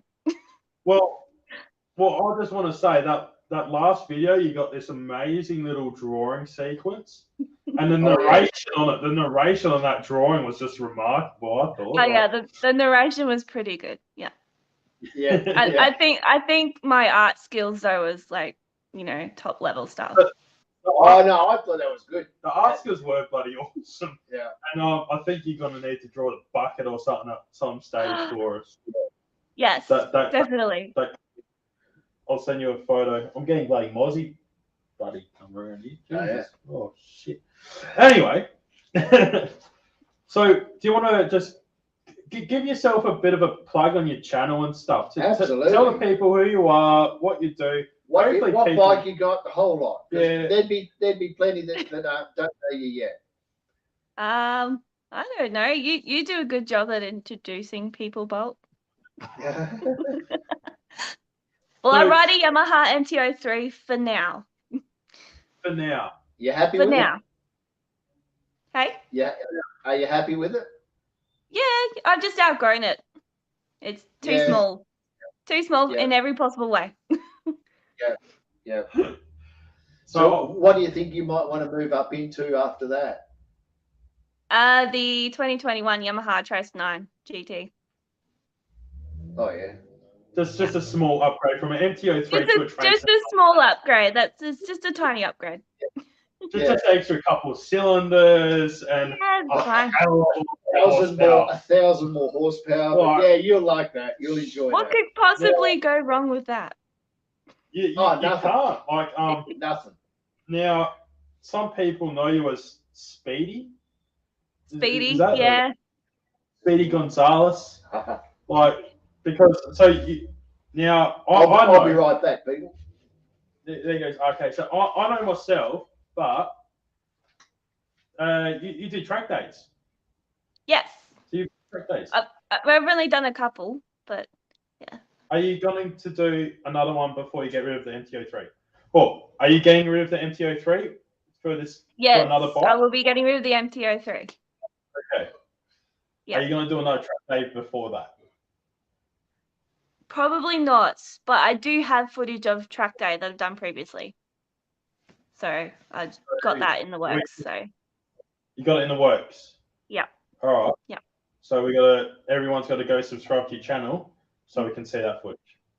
Yes. Done. All right, you've heard it first. Is there a link up for a channel? I'm not it's sure. Going to be a while. It's going to be a while. It's going to be a while. I've got to finish my camping crap yet. I still haven't even edited the third one. Yeah, I don't know the feeling. Get onto it because the camping stuff's good.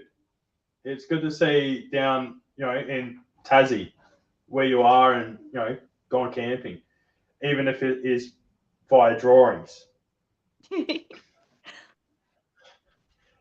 But like I know we've spoken in chatting out on Instagram and all this, so I know kind of a bit more what's going on.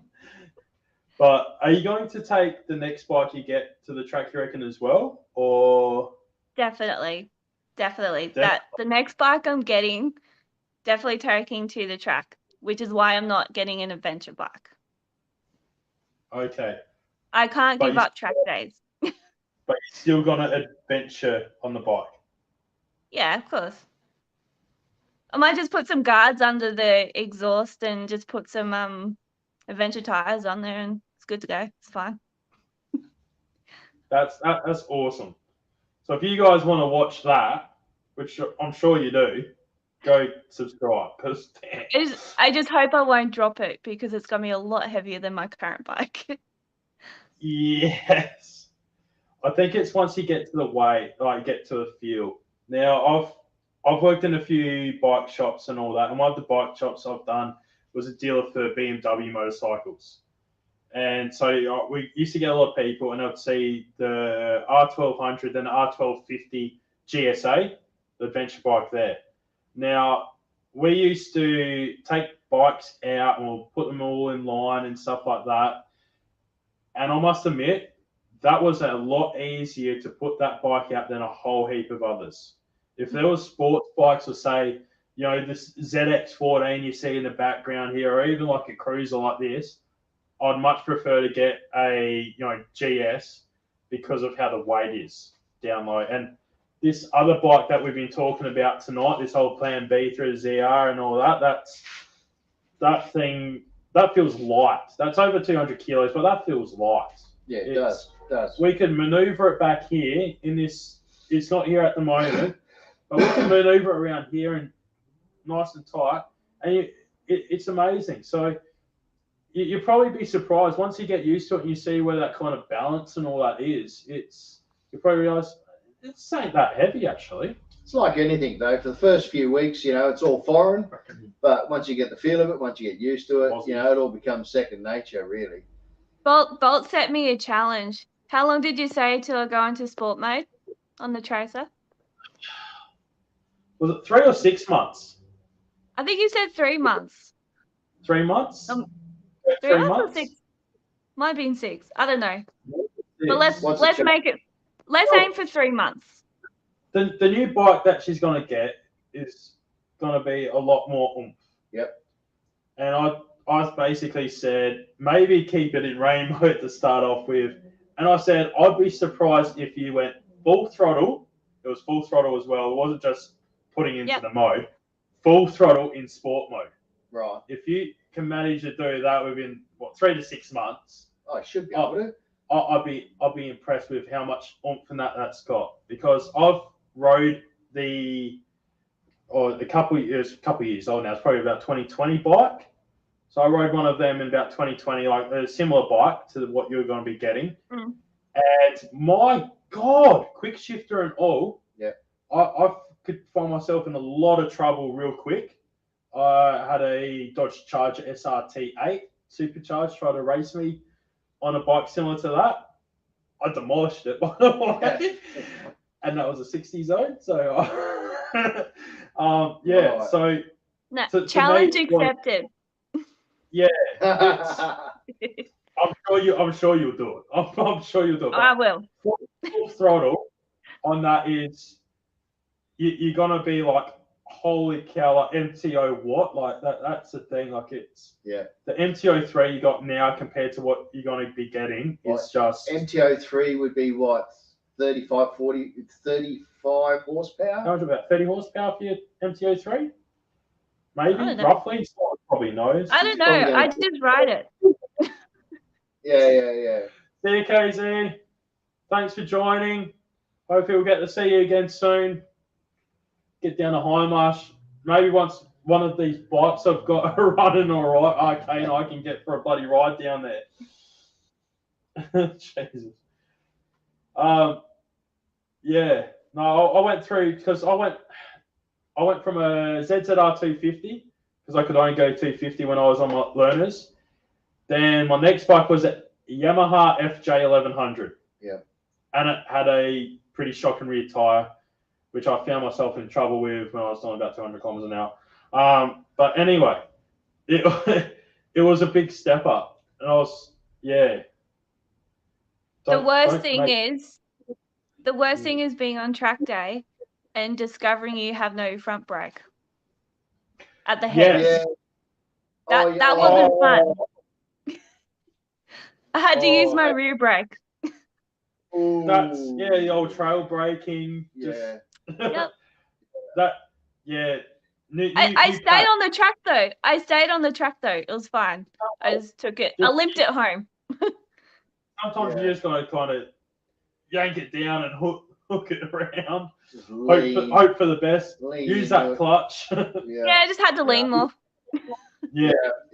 Just head on the ground kind of thing. Was that scary or you got through it all right? No, it was terrifying. Yeah. You would have been going a few kilometers an hour. Yeah. I think I was only doing about 145 at that point. So. Yeah. Only 145. Yeah, that's still enough. So, what's that, about 90 mile an hour? Yeah, about 85, 87, something like that. Yeah, you guys over in the States? Getting up there.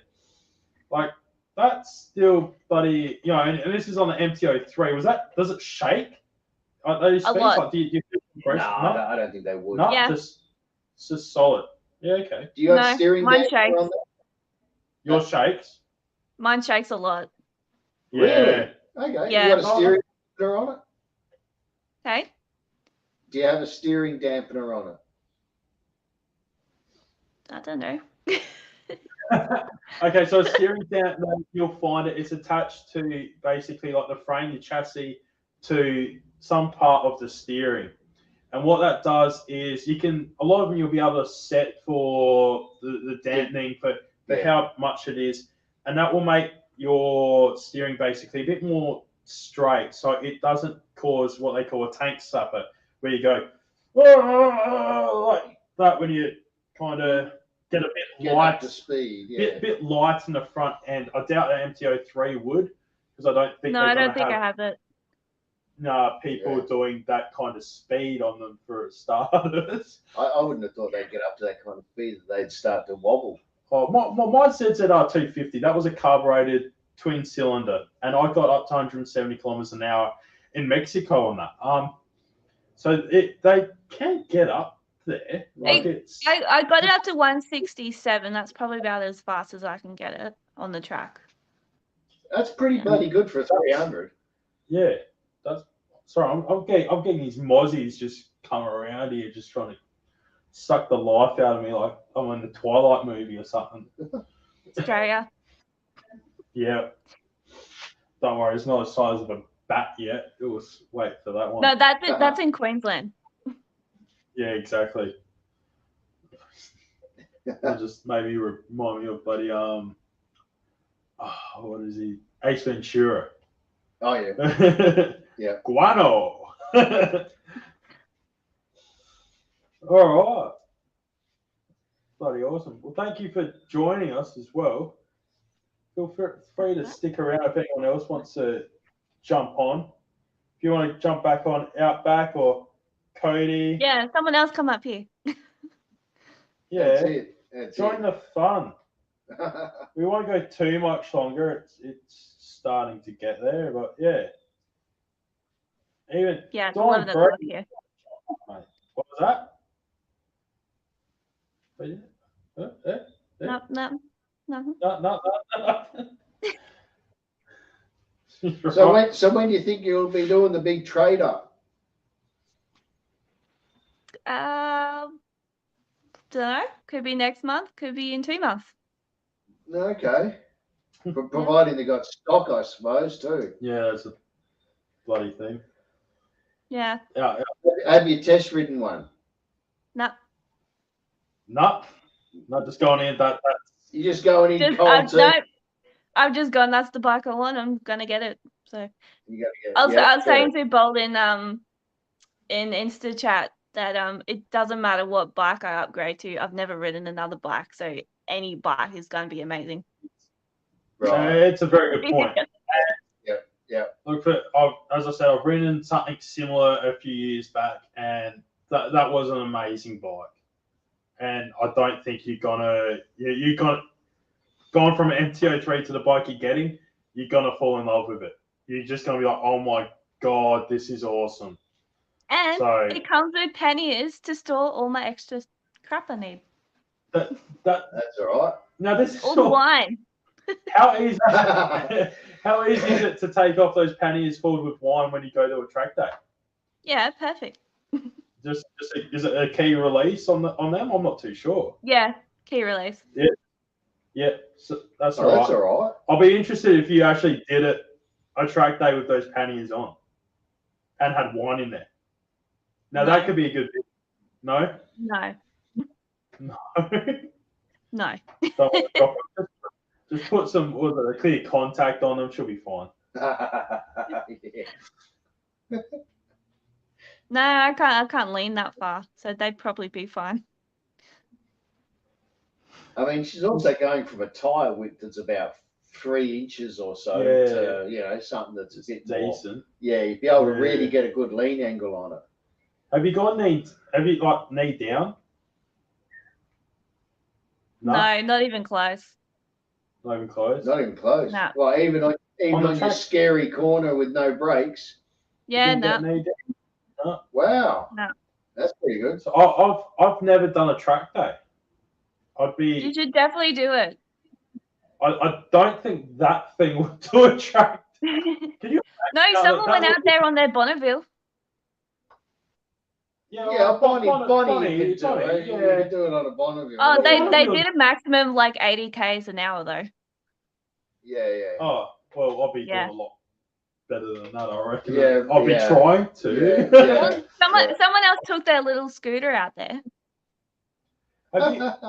Now, I don't know. TJ's probably not in the chat. Bike Hub, but he's actually done some track days, and you'll see like it's pretty much like scooters on some of those over in Japan. That's just a normal thing over there. Yeah. Little 125s and scooters, and they're just zipping around. See, if you were in Tasmania where we actually have corners and things, I would definitely recommend track day.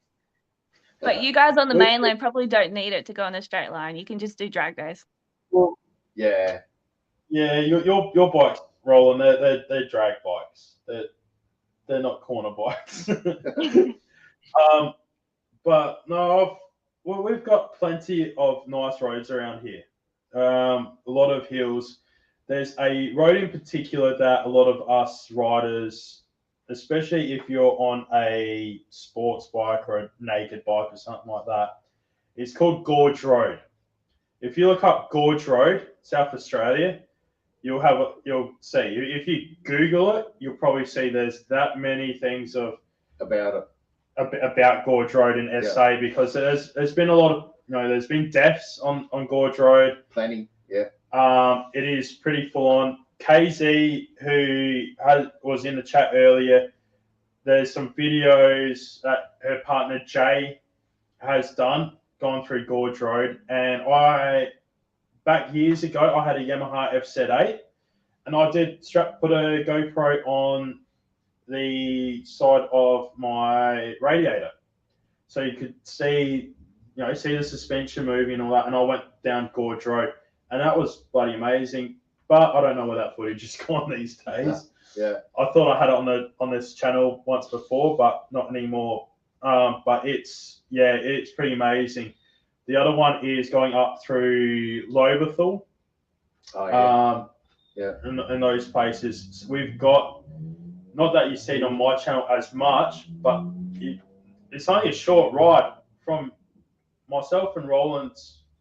We've went through a bit of hills on one of the previous videos, and it's about 10 minutes east from us. Yeah. And we're in the hills. We're in some twisty bits, and then it's a honeycomb of roads just gone through. Yeah. So is that where you're going to take me when I come up in August? For sure. I need some twisties. We've got to all go down to CKZ and that as well, and she'll be able to take you to some adventure spots and all that, some decent roads that way. Yeah, we're pretty lucky here because we got all at arm's length. We got anything from twisty hills roads to nice straight highways to cruising along the Esplanade, along the beach. You know what I mean? We're super lucky. We've got it all. Yeah, it's you got to come check it out because it is pretty amazing. Like today, we're all somewhere at the beach, 5 minutes, in the opposite direction, and you're at the foothills. Yeah.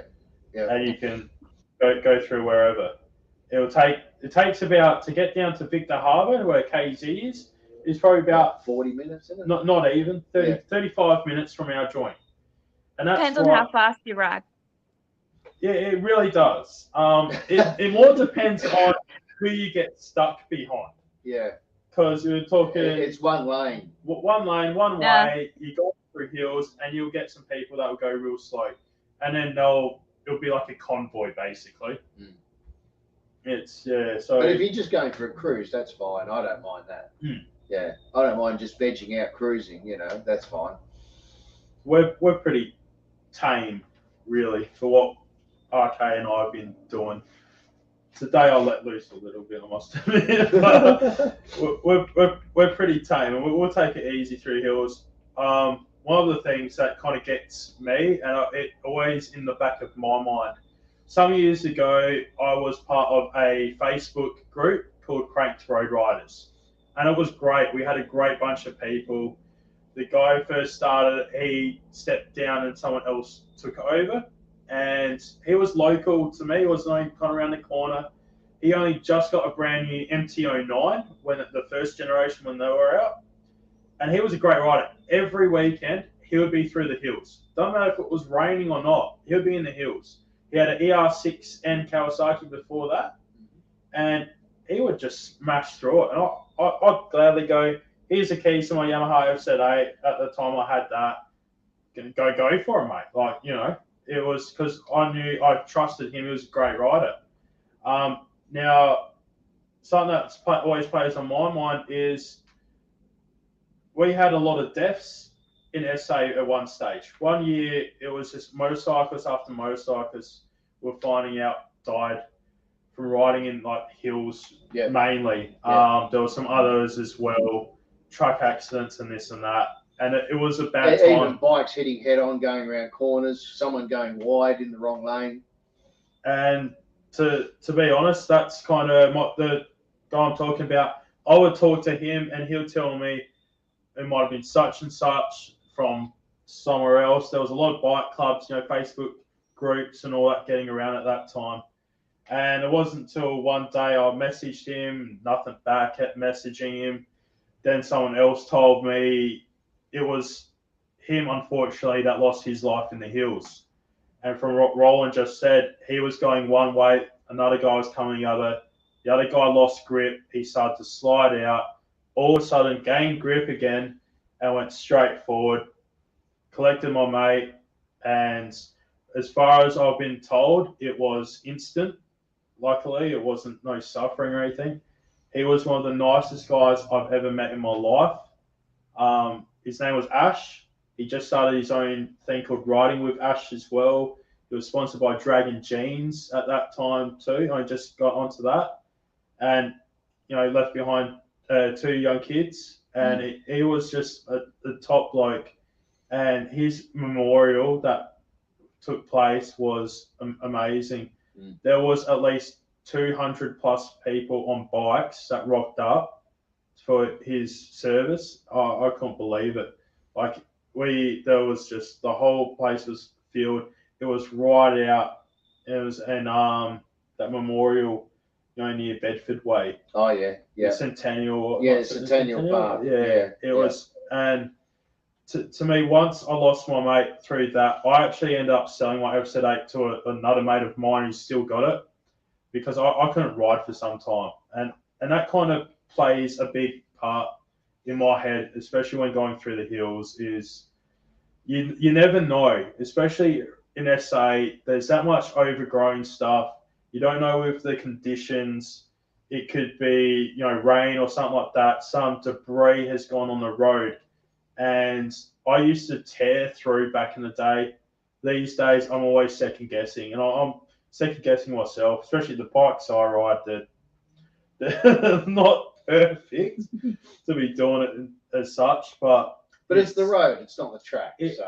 Exactly. So there's still a lot of people in SA that will tear through and all this, but to me, I've dialed it right down since that. That was my There's kind of two things I recommend everyone do. Do track day because it really helps with your on-road skills, especially cornering and stuff. And go do your first aid course. There's one that I did recently. I brought down to Tasmania.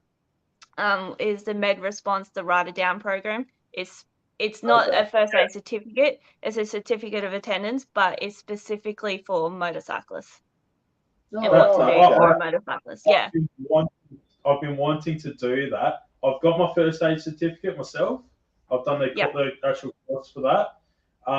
But the riding one, a lot of us bike riders never even probably thought about doing it, but it's something, you know, you should do.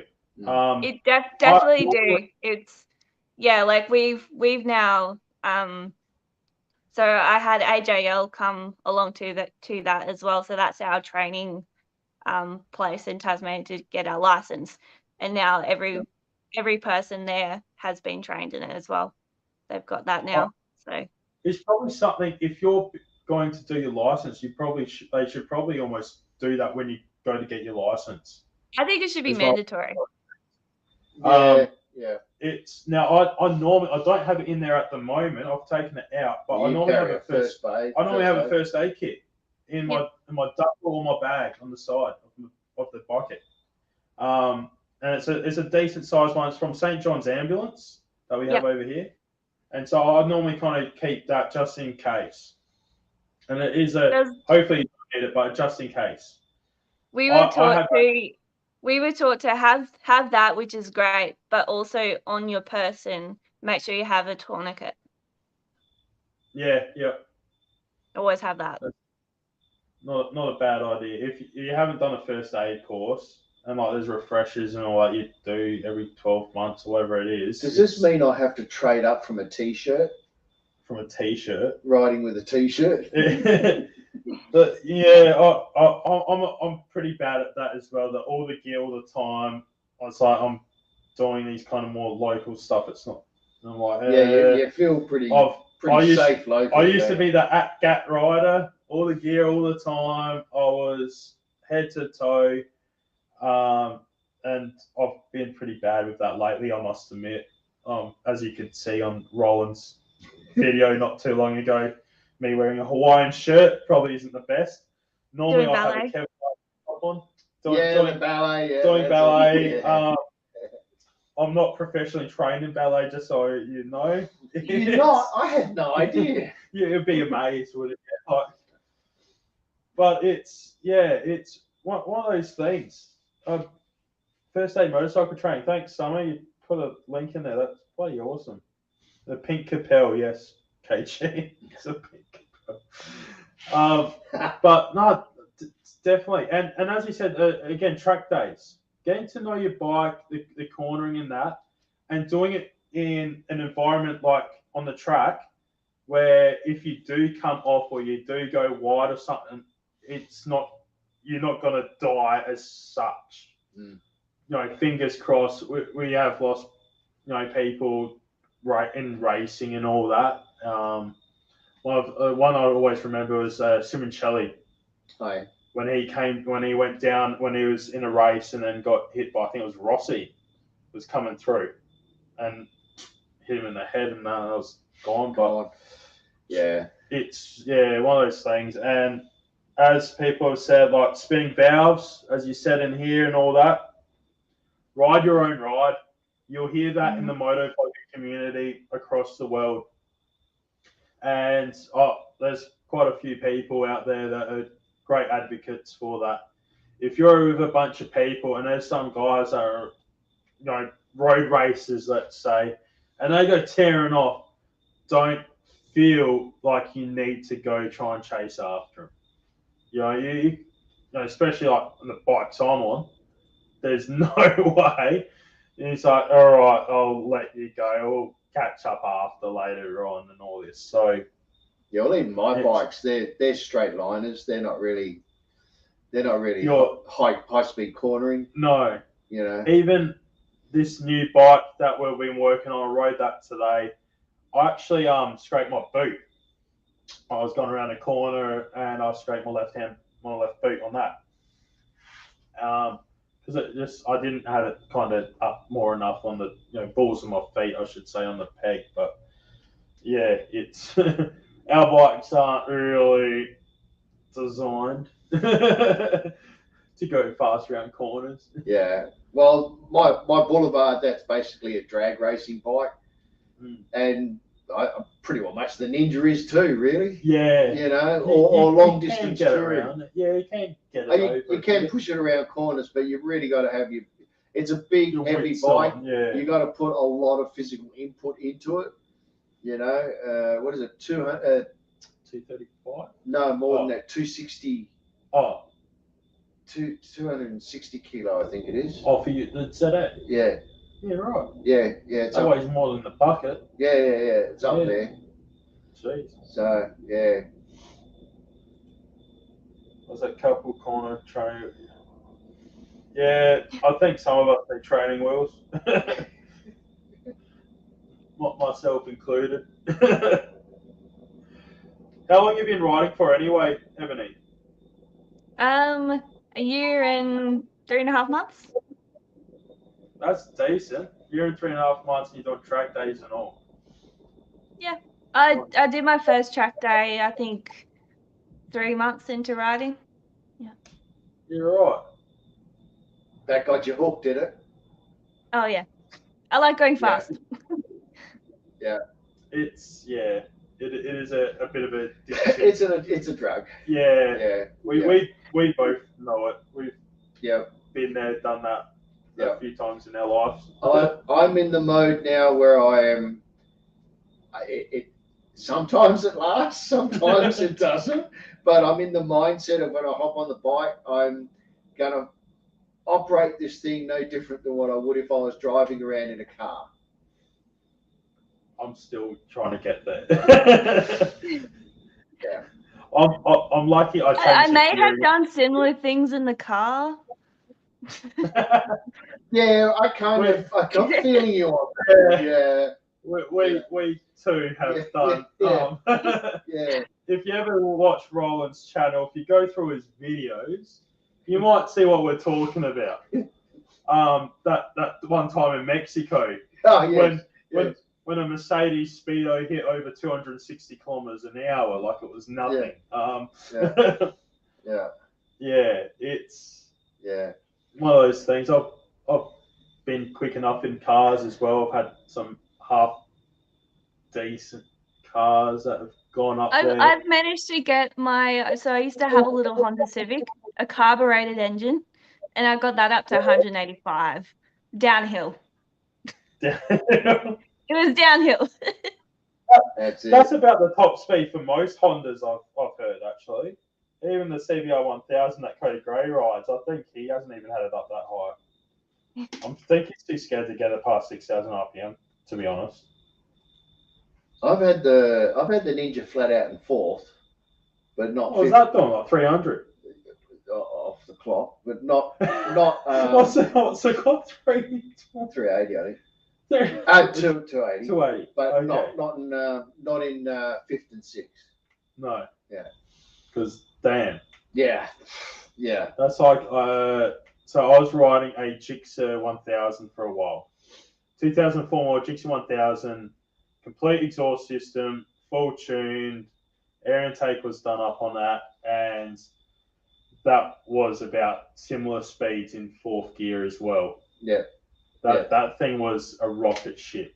Yeah. It wasn't the quickest I've been on a bike on that thing, but that was probably the quickest bike I've ridden. It felt like you needed to it just wanted to race.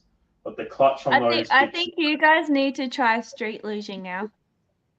Street luge, I've never tried that. Roland lives on a bit of a hill, actually. We could probably try that one night after we've drank a bit. Probably could, actually, yeah. I've got a skateboard at home. You can get tandem ones.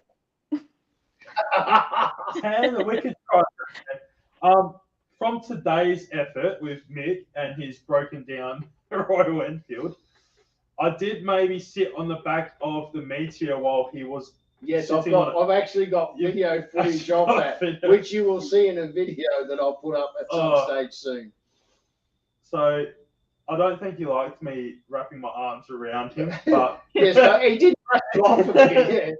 Yeah. No, you have to lie down on the luge board. So you need some good ab muscles to be able to do it. Oh, we've got sizable muscles. We've got kegs here. I've got an ab. I've got just one ab. It's called flat. We got one keg. Well, two kegs between us. Is that enough? That'll work. I don't think we could lay down like tandem. I think our backs would be arched a little bit too much. Yeah, actually, I think my back's not in it anyway. It doesn't matter what. Nothing wrong. It's just okay. So spinning valves. Nothing wrong with going fast. It's that sudden stop. That's the problem. Yeah. That's true. Exactly right. But let's face it. Anything over 200, it all feels the same. I don't know. I felt, in my experiences, once I hit over 220, it felt like it's like, okay, yeah, this is going fast. Over 260, that's when it was like, well, look at that tree, look at that tree. Like, holy crap, whoa, shit, like you rip your head off. It's insane. The speed's like, so the top speed I've done on a motorcycle is 330 kilometers an hour. Sure, that's good. Wow. That was on a modified CBR 1100 Blackbird. I'm talking, different carbies to suit, some head work, full 4-into-1. Like it had some stuff done to it, even to the fact where I wrapped the airbox in a what was it, that silver heat wrap type gear, so it would deflect like the heat. A heat insulation thing. Yeah, so it actually deflected the heat from the engine coming up. So keep it cool air coming in. To get your colder air coming in. That's the lengths we went through with that bike. And that's why I could get up to those kind of 330 km/h speeds. I did that once. I went over 300 a couple of times, but I did 330 once. And that was it was well past 330, but I'm going to say, with a bit of your speedo and stuff like that, it's probably not, 340, 350. It was probably more. I almost Supermaned my bike when I got up to 167. I actually slipped. I almost Superman. My butt actually slipped on the seat, and my feet lifted off the pedals. I was like, oh. You don't need much of a bump for that to happen, though. Yeah. Yeah, I was full tuck at that speed. It was double bubble screen as well, so I had that little bit extra. Yeah. I was full tuck right through at that time. That was when I was only about 85 kilos back then, a lot slimmer, and I was right on it, full leathers and everything as well. That was when I was all the gear all the time type deal. Yeah. But that was just so fast. I couldn't get over it. I ended up changing the gearing, so it was a bit more not as fast top speed and more just acceleration. But then I found myself I was going way too fast on back streets. It just wound up there way too quick. And I was like, nah, I've got to get something slower. This is just insane. And so I've had a few bikes, but I don't know. It was over 260 for me. Was like, wow, we're really moving. We're going quick. And in cars, I've been in some cars around 260 kilometers an hour as well. Total different feeling. I had a 1978 XC Fairmont, so old V8, bloody Australian muscle car, and that was 230 kilometers an hour. I got into that. You could sit on 100 kilometers an hour in first gear. Yeah. There's only 3-speed. But you could sit on 160, 170 in that thing. You wouldn't even know it. They're just super smooth. It's just almost a lounge chair. And it's the same thing with some bikes as well. If you're on a full fed bike, especially like the ZX 14 there. Yeah.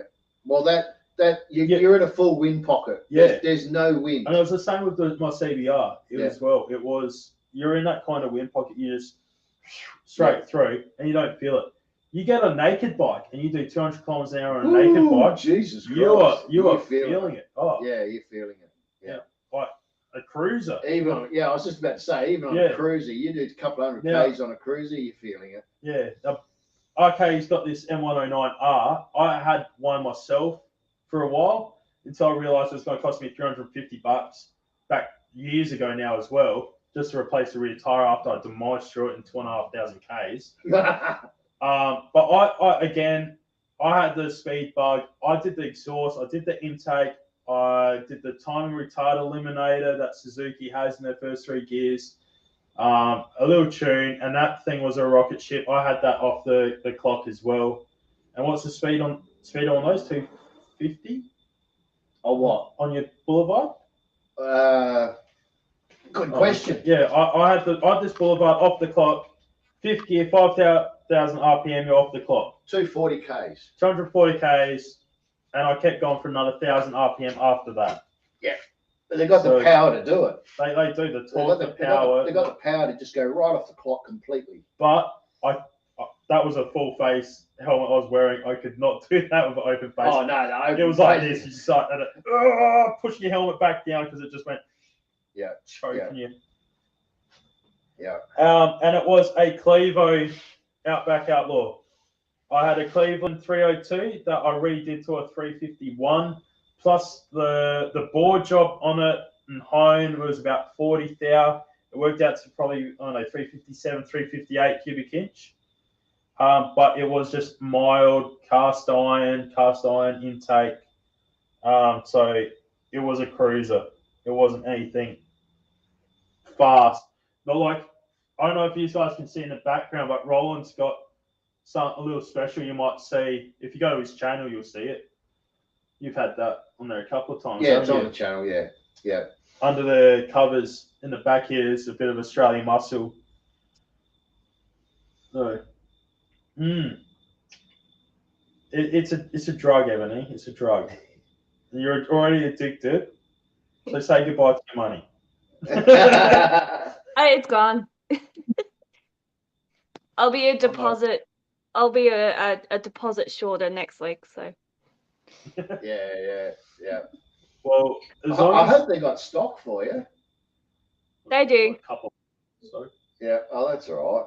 They've already got them on order, so. Right.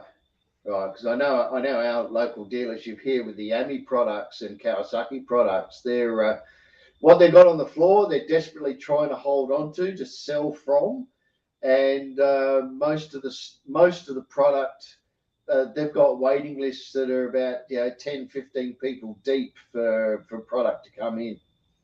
Oh, even like I can't even get the travel pack that comes with it. Because Really? there's apparently 5 ordered in Australia, but the people that they get them from, their production is 0, so they got none. Yeah. That's a thing at the moment. Like the market at the moment for doesn't matter if it's cars, bikes, heavy machinery, and all that. Oh, 4-wheel drives, you name it. Oh, trying to get stuff at the moment is just ridiculous. Yeah. So it's I must admit I've had a little look at some new bikes lately. Not that I'm in the market or anything, but one of the bikes that caught my eye was the XSR 900, the brand new one. Yeah. To me, that looks like a killer bike because it kind of reminds me. This is a little bit of a hint for you guys out there. This XSR 900 reminds me of the bike that we've been tinkering around with. Yeah. The color scheme and the look and all that reminds the style of it, the whole style of it. Yeah. So you know what it is, Ebony. Anyway, I have shown you. Don't ruin it. That's it. It will be coming soon, real soon. I've got a lot of footage to get through. As you know, it's being a moto vlogger, trying to get the content creations and all that done. I've got so much stuff out I've got to get through still. Yeah. So there's that. I've got behind the scenes coming with Scott Reed's video clip, which should be good. Yeah, I'm looking forward to that. I reckon that's going to be cool. That will be pretty cool. Yeah. I'm going to release that try and get that about a week before he releases the video clip for it. So you get a bit of an idea of what's to come. And I've still got footage from when I went with KZ for that moto camping trip. Now, I just enjoyed that time away and all that. So I didn't really talk too much. So I'm not sure how this clip's going to go yet. But how up to date are you guys with your videos, like editing versus how long ago they were filmed? How up to date are you with that? Because I've still got footage from last year. I'm still trying to edit. I haven't. I'm up to date. I've got a lot of footage on the project that Bolt and I have been mucking around with. Just waiting for me now. No, but I've got a lot of footage there. That's all I've got at the moment. Everything else, I caught up when we did wall art. Yeah. Basically. The wall art video was good. We've got plenty of graffiti walls, and there's another one I want to go to on Marion Road as well. But there's a lot of cool graffiti places around Adelaide, which I'm like, no, let's go out, let's take some footage for. But this camping trip, that was last year as well. That was just before New Year's. Was that last year? Yeah, Christmas and New Year's was a camping trip.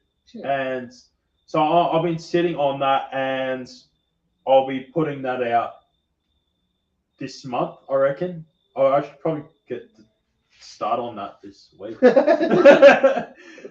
I get distracted. I've got ADD. I can't concentrate on sitting there editing. I'll be doing that, and then I'll wander off and forget about it, and it just takes me a long time. And hats off to you. You're doing the same as me. You're doing it on your phone, aren't you?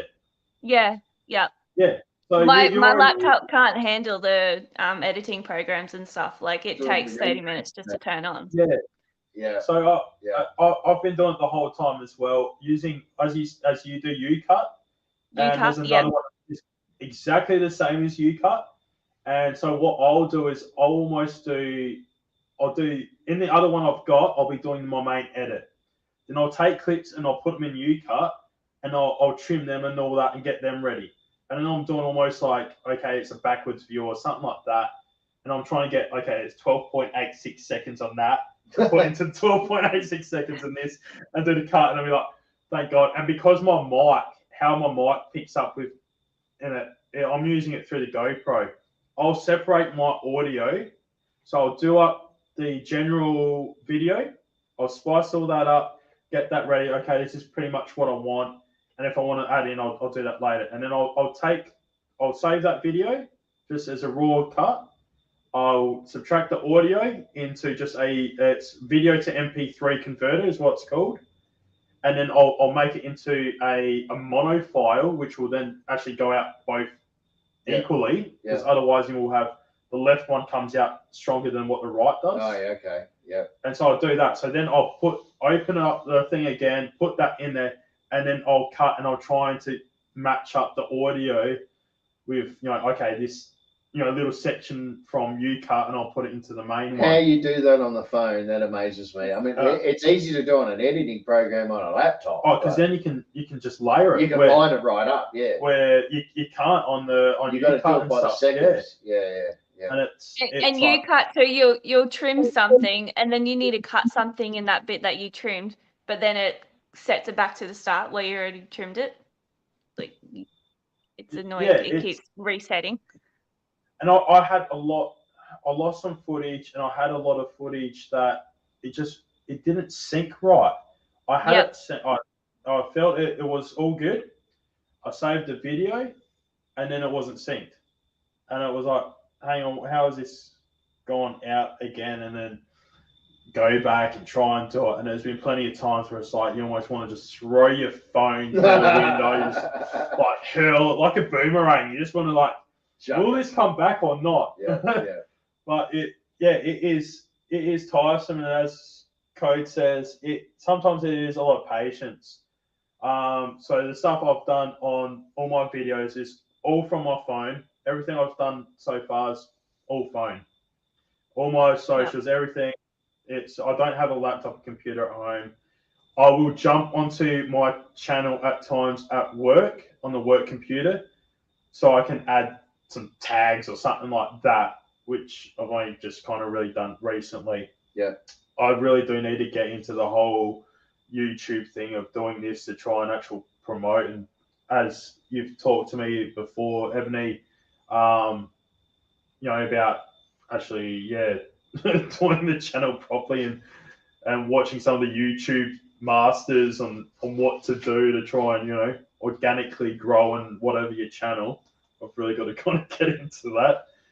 But lately. All my editing's done on PC. I don't know how you do it on the phone. I've never. I mean, it amazes me that you guys do what you can do on the phone. I must check the program out because it comes out it comes out good. The problem with doing it on the phone is then I've got YouTube, and then I've got Instagram and Facebook and everything else and all my chats and stuff, so I get nothing done. Yeah. And how annoying is that? You're trying to edit. I have to almost basically go turn notifications off, but then you still get some kind of pop up through. Yeah. So especially on Instagram, or you're on the group chats and stuff like that, and then I'm trying to edit, and then all of a sudden you get, such and such has released a video. You're like, or everyone is doing their premieres, so everything just goes out the window. Sunday night in Australia, when all of us are like, not myself, but most of the Aussies are doing their premieres. Do not try and edit on a Sunday night. That's the only time I really have to edit. No, I don't have time. it's like you got to stay up till about 2 a.m. in the morning just to get the edits. Now that I've started watching the Vikings again too, now I've got that to distract me. Oh, okay. Well, you know, that it is Vikings. It's I can understand. As someone from the Viking descent, you know, like, but it's and I think that's the thing, because when you're trying to just focus on editing and you're doing it on your phone, and you get other people that are doing it on the computer and their phone pings and they can quickly do it and they've still got it up on their computer, no dramas. But when you're on your phone and you're like, oh, now you try and get, you know, where was I? Hold on. Oh, yeah, that clip right there, splice that in. I've only just started, to be honest, I've been going onto YouTube and going royalty-free music. Yeah. And I did that on the video the other week where it was, I had shot audio. My audio was just static. I went for a group ride. I did a full moto vlog. And I thought, this is going to be great. I'm going to do a great vlog with this. Get back, it was just static. I had, it was weird because there's a couple of sections. There's a little bit of, talking. Yeah. There was a bit of all right audio. But a bad connection or something. Yeah, the connection must have been bad, and I just had static. So I went, bugger it. Just put audio over the top. Yeah, and Harley Throttle Juice, Roger, he does some great edits and all that, and he did a video like a week before when it was pretty much like that.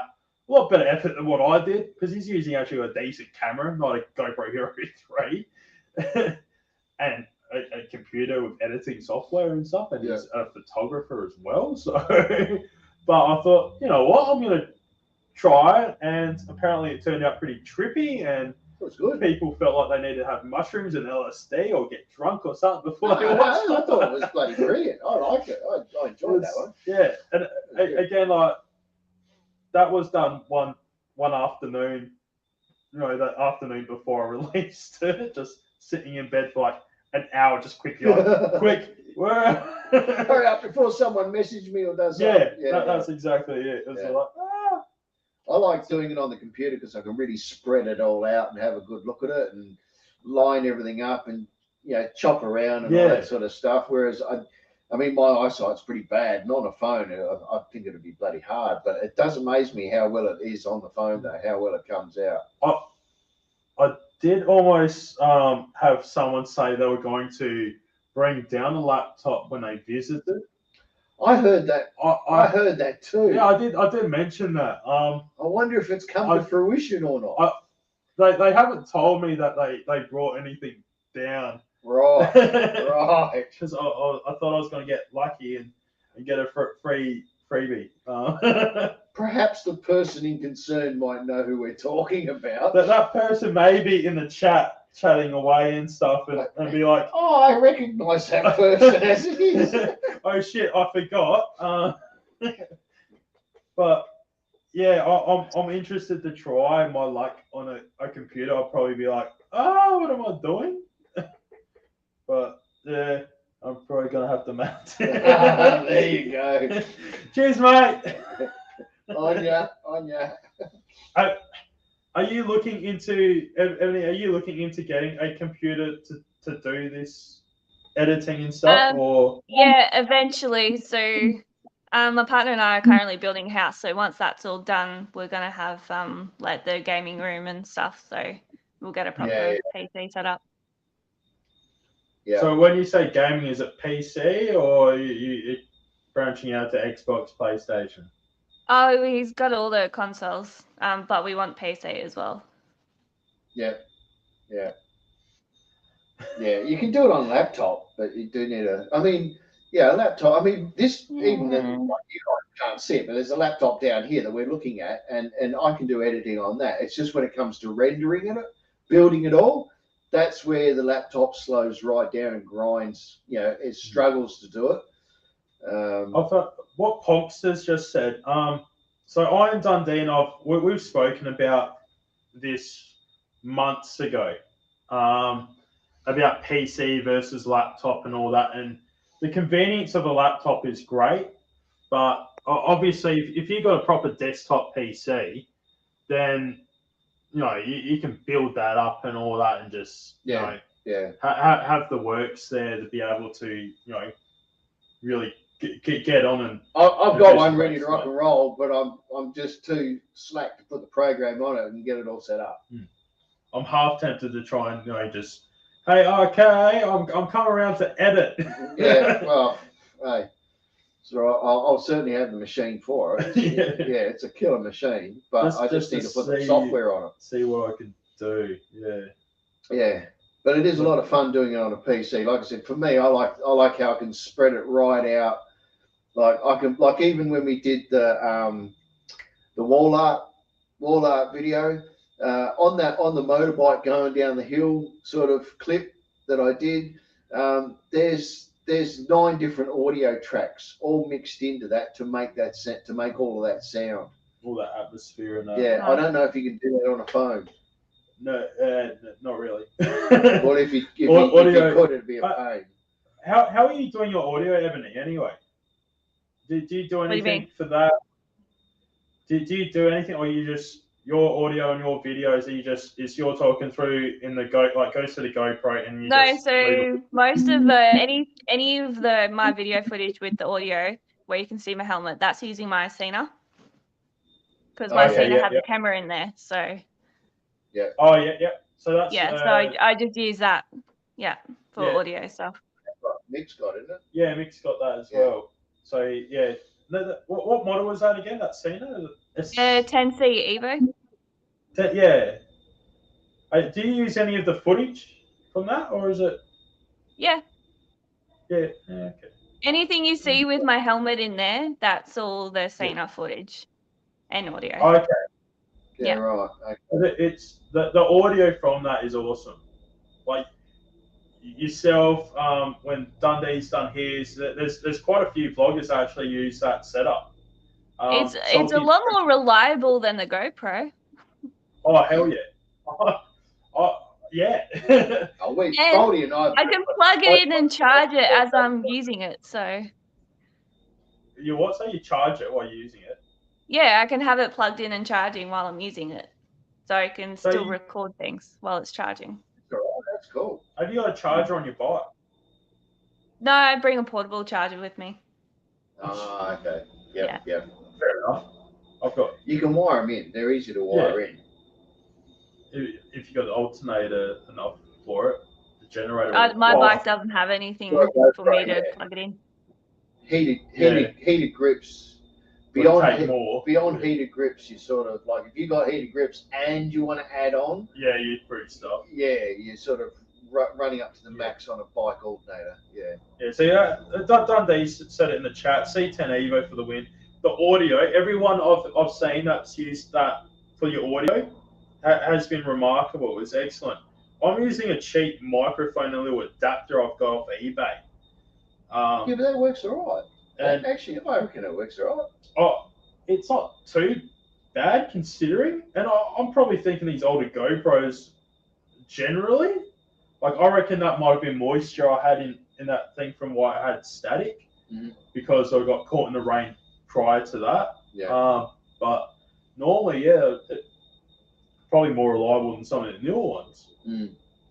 I feel like my audio will be much better if I had a quieter helmet. So what helmet are you using? It's just the HTC or something. It's just a cheap, nasty one. The only one that fit my head. It's really loud and it's heavy and it's horrible and so much wind gets in there. Yeah. It's my helmets aren't the best at the moment, I must admit. I've got one of my videos you'd see I used a chest mount and my audio it's still just plugged into the GoPro, and I just put the microphone right behind the GoPro, and I was just kind of like leaning down going, oh yeah, whatever, just shouting kind of into it while we're riding along. Yeah. Because I was wearing that open face helmet, and there's actually a few open face and just half cap bloody riders out there, motor vloggers, and it's like, how the hell are you getting such good audio? Mr. McStash, he's always done it, and it's pretty amazing. Well, they got the dead cat, yeah, type deal. Dead cat. How have you got your? I guess the center's bloody good anyway. Your setup, even with your wind noise and stuff, your helmet, it doesn't come through on your videos. Like your audio comes through just like my helmet whistles like crazy when I got the visor up. It's a bloody annoying on the recording. It's because I've got the microphone running inside my helmet too, so it sits just under my in my chin guard, so it's like right on my mouth. Yeah, that's where I got mine, but I still get my visor when I flip it up, it whistles. Yeah, it's just the design of the helmet, and that comes blaring through. So I got to keep the bloody thing down. It's annoying. I've been talking to Bike Up. He was having trouble. If you watch some of his videos lately, Bike Up, he had this microphone right in front of his mouth, and that's also, you're speaking, and as you speak, it's getting that popping sound. It's like just too much right into it. So I told him to try and put it to the side. So I'm using what they call a Harley Davidson helmet, which is a Scorpion Evo or something like that. Truck and Biker in the chat, he's got the same helmet as well. I've got the microphone just sticking out from on the side where the padding is. That's where mine is. Yeah, and I've got a dead cat on that, and that's what I normally use with the helmet mount camera and all this. But that's got no chin curtain. I'm just using the beard for a bit of buffering, I guess. But that thing is a bit noisy helmet. Hey, Popster. Hey, how you doing? What's that? Quick pop. Middle of the day here, so. That's all right. It's 30. There you go. See you works each better. Yeah, we're good this way. How you doing? I'm good. I've got to go out and do some work on a boat in a minute, but I thought I'd get 5 minutes to dive in and say hello. Yeah, good to see you, mate. Yeah. Ebony, if you haven't check out Ponkster, because you've done some great videos, mate, and your advice and stuff you put out there, I've said it on a few of your videos too, but prior, is spot on.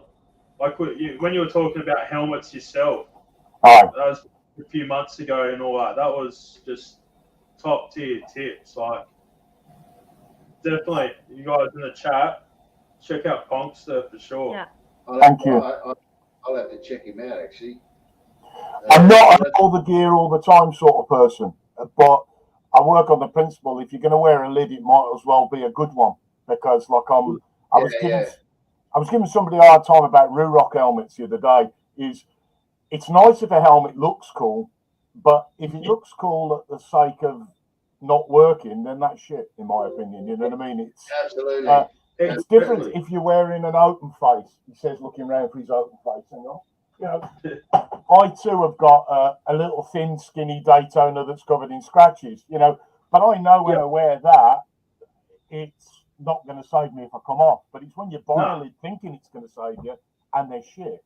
So, as long as you know what you're buying, and I think a lot of people spend a lot of money on things such as Rurocs. I'm not slagging them, but there's a lot of very expensive helmets that are effectively fashion items, in my opinion. Have you seen the new Ruroc 4.0? Yeah, I think they look nice, but they're not. They don't even get a rating on the Sharps rating site. So until they do, I won't buy one. I just saw Chopper Fets. He's done a review. Sounds like they've tackled some of the consumers' points on it, and with the cushion on your cheek pads, being able to open and close. So there's a lot of creature comfort style. Yeah. As you said, the Sharp website, SHARPE. No, I think there's no E on it. I think it's just Sharp. Yeah. It's Sharp. Yeah. It's been a while. Like you'd see there are a lot of helmets out there, and they would actually boast they would have their Sharp rating on there. Yeah. Because it's independent. It's not a helmet manufacturer. It's independent, and that's bloody great. There's a lot of pros and cons for helmet testing, and the issue we have with safety gear is a lot of the gear that we buy for bikes is derived from race gear. And, you know, the accidents we have racing and the accidents we have out there in the real world are very, very different. And I speak from experience. I was a full-time firefighter for 30 years, and I scooped up plenty of dead bikers off the road in those times. And, you know, our gear is to protect us from abrasion predominantly, sliding along the road. And it's not the slide that kills you when you come off on the roads. It's normally a tree or a lamppost or another car, something hard stopping you suddenly. No amount of protection is going to save you from that in reality. So there's a limit on how much emphasis we should put on safety gear. You know, it's giving you an extra 20% possibly. It's, you know, there are people out there that foam at the mouth about riding not in safety gear, but actually you can adjust your survivability significantly more by how you ride and who you ride with, actually, you know, than the gear that you wear. But that's, I'll get off my soapbox now. That's fine. That's fine. Good point. It's true, and that's what Roland and I were just talking about this. I love your coffee cup, by the way. Thank you. It's a bucket. Yeah, it's as big as my head. Look, you know. You can fit your head in that thing. Yeah, it's a big one. Yeah. Yeah, go on. Yeah. So Roland and I were just talking. I think that was yesterday or something. We were talking about, you know, who you ride with as well. We're comfortable riding together and all that, but there's a lot of idiots you can come across and all that, and you got to be careful, I guess, as well. Yeah. So, and then just some people that are a bit, you know, that, as I said, you know, the whole ride your ride type thing too. Mm-hmm. That's another thing. Now, it's really important, that is. It's really important. And also comfort. It's like we put so much emphasis on what happens when we come off. But actually, one of the biggest safety factors is being comfortable when you ride, particularly on a long ride. If you get cold or you get too hot, you get distracted and you lose your concentration, and that's when you come off. You know what I mean? Yeah. So it's not just about what happens when you come off. It's what actually causes you to lose distraction. You know, I've had a bit of a rant about these things on handlebars. I don't care. You know, everyone's like, "Oh, it's for my sat nav." If you glance down and look at a text that's just coming on your bike, you're not looking forwards, and it's not like driving a car. When it goes shit wrong in a car, you coast to the side of the road. You don't on a motorbike. Well, you do, but you're normally dead by the time you hit the curb. You know. Yeah. So yeah. Yeah. No. I sound like a preachy old fucker. I know that, but no, but you're totally right, and I'm guilty myself of doing stupid stuff, and I admit it, and I'm just, you know, you kind of what you thinking type thing at times, and it's, no, I'm totally with you. I was involved in an accident myself, going back some years now. It was late 2013, early 2014. I was on my FZ8. It was 2013 Yamaha FZ8. I owned a thing for just over a month, bought it brand new. I'm riding along, and I was only doing 55 to 60 kilometers an hour, and I got hit on the side. So we turned around, we went around a corner. I was behind a younger driver who was on their P-plate, so, you know, so they're that intermediate from learning. Now, we turned around a corner. She started to veer over to, you know, the left, like she was pulling over.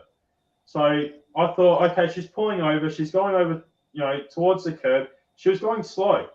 I figured, okay, yeah, she must be, you know, going to park across. So I just continued on my way through. I'm going along. As I said, only about 55, almost 60, you know, in between then. And then she decided there was a road, so you imagine going like that, there's a road going off. So speaking to a wire piece. So instead of just staying where she was and then kind of going over more to that side to turn to go across that road, no, she kind of went over to the left, which I figured, you know, so I went to go through. Then she decided, no, she's going to that road, and then just hit me. Oh, man. Now, I kept that upright for a little bit and looked at her right next to her by her door, what are you doing? And she kind of pulled off a bit, and then she had another dig, and this time she took out my rear tire. Now, I was wearing all the gear at that stage, but at 55 to 60 kilometers an hour, I slid a good 10 to 12 meters along the bitumen before I hit the curb. Now, because I was trying to overtake or go past her, because she was going slow, I thought she was pulling over, I was in the wrong. But I had a brand new bike, and then done. Yeah. I was lucky. My head didn't actually hit the ground, though. I was quite lucky. I had steel cap boots on at that time, like proper work boots I was using, that had none of the leather over the toe. That just came straight off. The pants I had got ripped up and all that. The jacket I had got ripped up, but I had a bit of, couldn't move my left arm, much more. It's like that was about all the movement I had. But I was only doing 55, 60 kilometers an hour. Stuff all. Yeah, you don't have to go fast. And I think a lot of younger riders forget, they seem to think it's about who's in the right and who's in the wrong. And you can be 100% in the right and be 100% dead. It doesn't really matter. Exactly. It's about survivability. And I've got to be honest, I'm sitting here being a bit preachy, but I've ridden bikes a long time and I've done some really, really dumb things. And I have a little thing on the shelf above me here. I'll just grab it down. That sits there to remind me that I'm an idiot. All right? Because that's my L4 and my L5. And that's a scan of my vertebrae that I shattered from doing a really, really stupid thing on a motorbike. And I was wearing all the gear. I was wearing full race leathers, and I had a big off. And that was, 32 years ago? But I'm still alive, but, One of my big things that if someone someone asks, what advice have you got for a new rider? Is talk to an old rider. Talk to a rider that, like yourself, has ridden 30 or something years and get an understanding of why are they still around. Because over here, we have a term called temporary Australians. So that's a term given to us riders over here, temporary Australians, because it's not a matter of if, it's a matter of when. My friend is a doctor, calls us donors, which is the same sort of thing. Oh, yeah, that makes sense. Yeah. When they're talking about transplants, they say, "Don't worry, we'll get one soon." When it's raining, they know there'll be a few dead bikers coming in. Yeah. and he's a biker too, to be fair, but he's probably true. Anyway, I'm going to have to dive off because there's a boat down the harbour that needs its motor looking at, so I'm going to have to shoot off. Yeah, we go on. Thanks for joining us. All right, chat, and really good to see you live streaming. We'll have to do some more. Yeah, no, I'm all for it, mate. Thank you for joining us. Thanks. Take care. Thank you. Mate. Hey, g'day, Junkyard. How you going, mate? Good evening, everyone, and me. Good morning. This is how I look when I wake up in the morning. How are you? Mate, it's morning here too now. What? What's that, Matt girl? I said it's morning here too now. It's 12:01. We're still behind the times over in SA. We got 12:31, but we'll get there. Yeah. Well, then hello. Good day. So when I woke up and I saw the notification, I'm like, geez, I don't feel like grabbing a beer right now, but I did. It's fine by me. You know what? I might do it because I need to start smoking some ribs today. But sounds good. Yeah. Oh yeah. And then tomorrow I'm smoking a brisket for the almighty Super Bowl. Ooh. Who are you going for in that? Bengals, baby. Oh, I thought as much. It's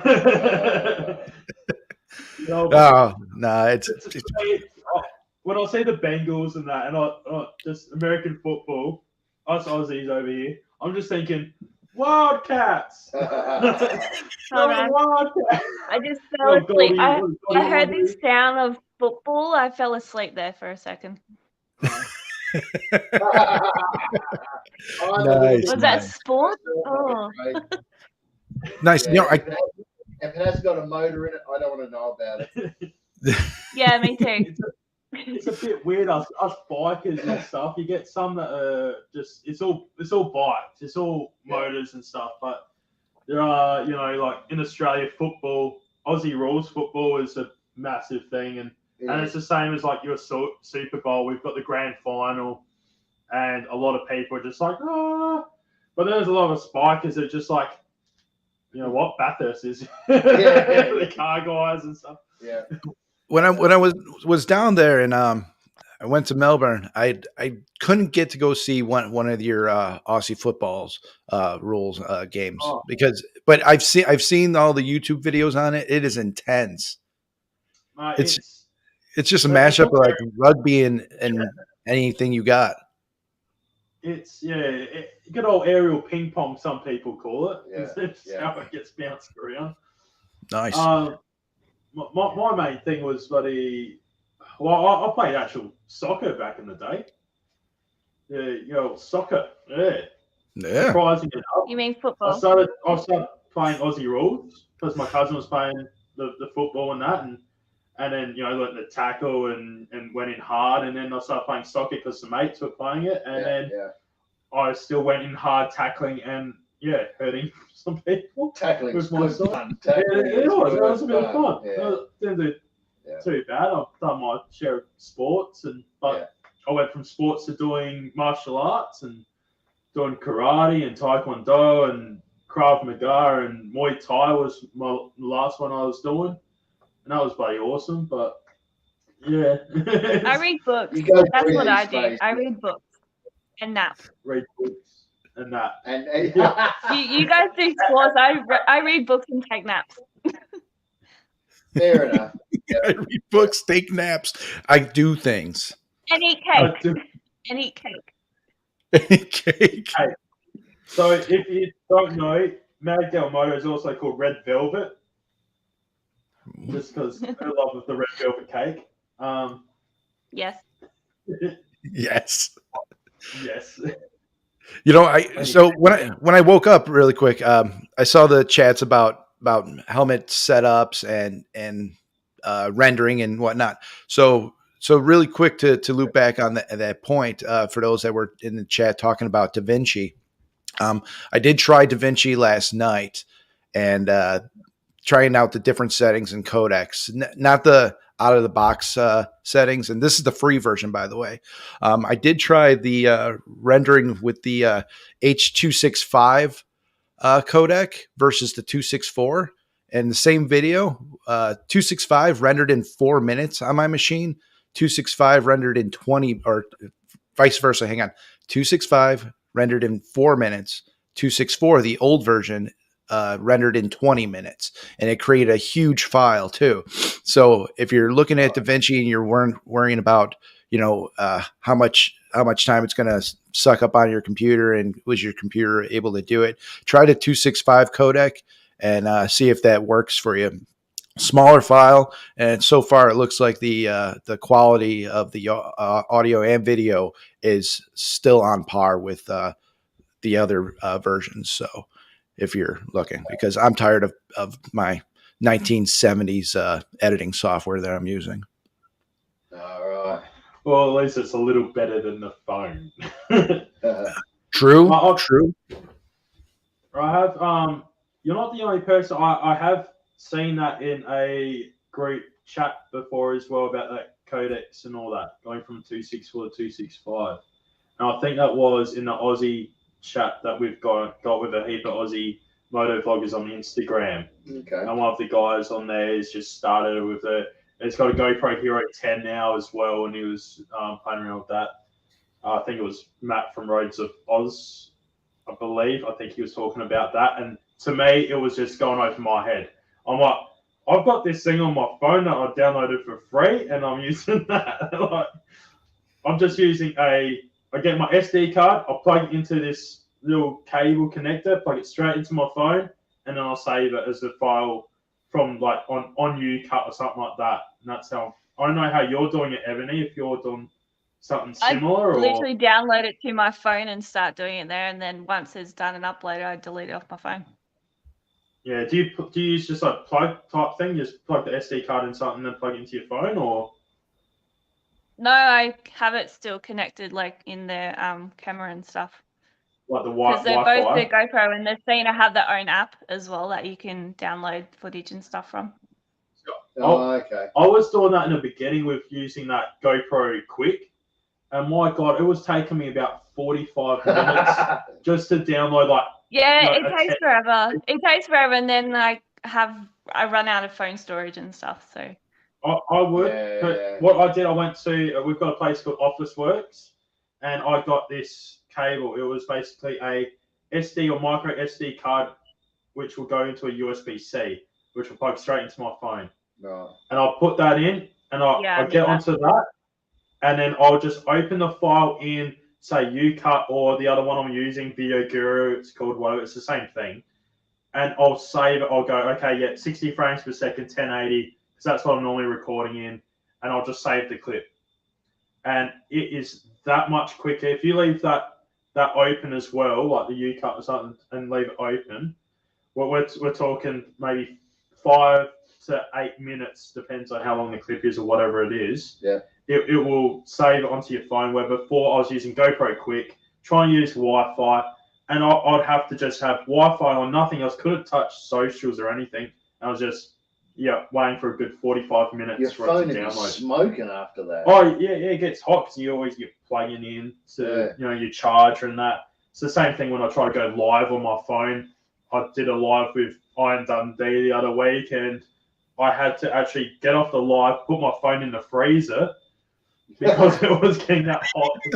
I was trying to keep it on charge, keep it like plugging it in because it was just draining the battery. I was getting down like 20%. Oh, I was getting down to 15%. Yeah. Trying to keep it just alive, but then it overheated. Yeah. Because it's using all that power trying to do it. And this is the Samsung. The downside to the Cena is the app is not user friendly at all. It's the most stupidest app ever. So when you're downloading stuff, you have to stay in the app to download any footage. It takes forever. But then the camera will just turn itself off. So you have to connect to the camera. It'll just turn itself off. So then you have to start it all over again. And it just keeps doing that. You've got an SD card in that, don't you? It's really frustrating. Hey? But you're using SD. It's like SD card in there, isn't it? To record onto. Yeah. Just pull that out. Oh. Yeah, pull it out. Pull it out. I'll send you. I'll find the link for you on Office Works, and I'll send you it because you got to get one of those. I need it. Yeah, it will make I need it. life so much easier and quick because I can just plug that in and I'll save it, and I can still go on socials or something like that if I need to. Yeah. If I leave it open, it'll go quicker. If I go out of it, it'll take a bit longer, but it will still go a lot quicker, and I can still do stuff. If the Cena didn't cost me $560. It would have been thrown across the room by now. Just from the app or my phone. Okay. I have no problems using the proper video editing software and everything. I just pull all my cards out of the camera, phone, whatever, or zap it off the phone and that. Doing it on the editing on the computer is really, really good. It's just that the machine I'm doing it on currently is not really designed for that sort of type of work, but I've got another one that actually is. So yeah, my editing, I'll just fly through it because building it all, that takes the amount of time that takes is what you're putting into it. It's as soon as you hit the button to go render, that's where you need the processor to punch it through. And that's where when I do my videos, I'll do it in stages. So I'll do it the thing like I was saying. Then I'll cut the audio. Yeah. So I've got an audio track and I've got video. Then I'll subtract blah blah blah. Then I'll save that, so that's a proper file. Then I can open that up again, that file, if I want to put other little add-ins or put an intro, put an outro and stuff like that in. Yeah. Because then it won't take as long to render as well. if you've got that many little bits and pieces, and that's when I found where stuff went out of sync. Yeah. My audio went out of sync, or I'd have like a little thing come up with, you know, a name, or could be a tag or something like that, or Instagram handle, and it would go out of sync. Yeah. And it was driving me nuts. Yeah. So I'm pretty much doing it, and I've got like, you know, 4 or 5 videos saved just when I'm doing a one video. Now I've got to try and go back and cut. Now I just deleted a heap of stuff off my phone tonight. It was 50 gig worth of stuff I've deleted tonight. Just gone through, just there's pictures for work and like videos from work, and then hey, I'll finish this video. I'm just going to get rid of it. And I've done a lot of that stuff where it's just like, don't need it, don't want I've already made the video. I've put it out there. Yeah. I'm not going to go redo that video again. Yeah. I've got to move forward and, you know, get rid of this, and we'll do that. And we've got that much stuff in the works. So I've got that many little videos and this and that where it's just taking up too much. So I'm currently sitting on about 180 something gig of used space on my phone. Yeah. My biggest problem for me with editing and stuff is the fact that my videos at the moment are just winging it. They're not particularly structured. So everything I'm saying in it's not very structured. So then I'm trying to piece together rambling crap, basically. Yeah. And try and make a video out of it. Yeah, what I've learned when I'm going out, it's either if I'm going to talk, make sure I stick to the point for the next 5 to 10 minutes. Ramble it all off, and then capture riding, because if the talk sounds like garbage, at least I've got the riding footage to show. Yeah, it's the proof that I was there. Yeah. That's it. So there's a lot of people do overdubs and all that.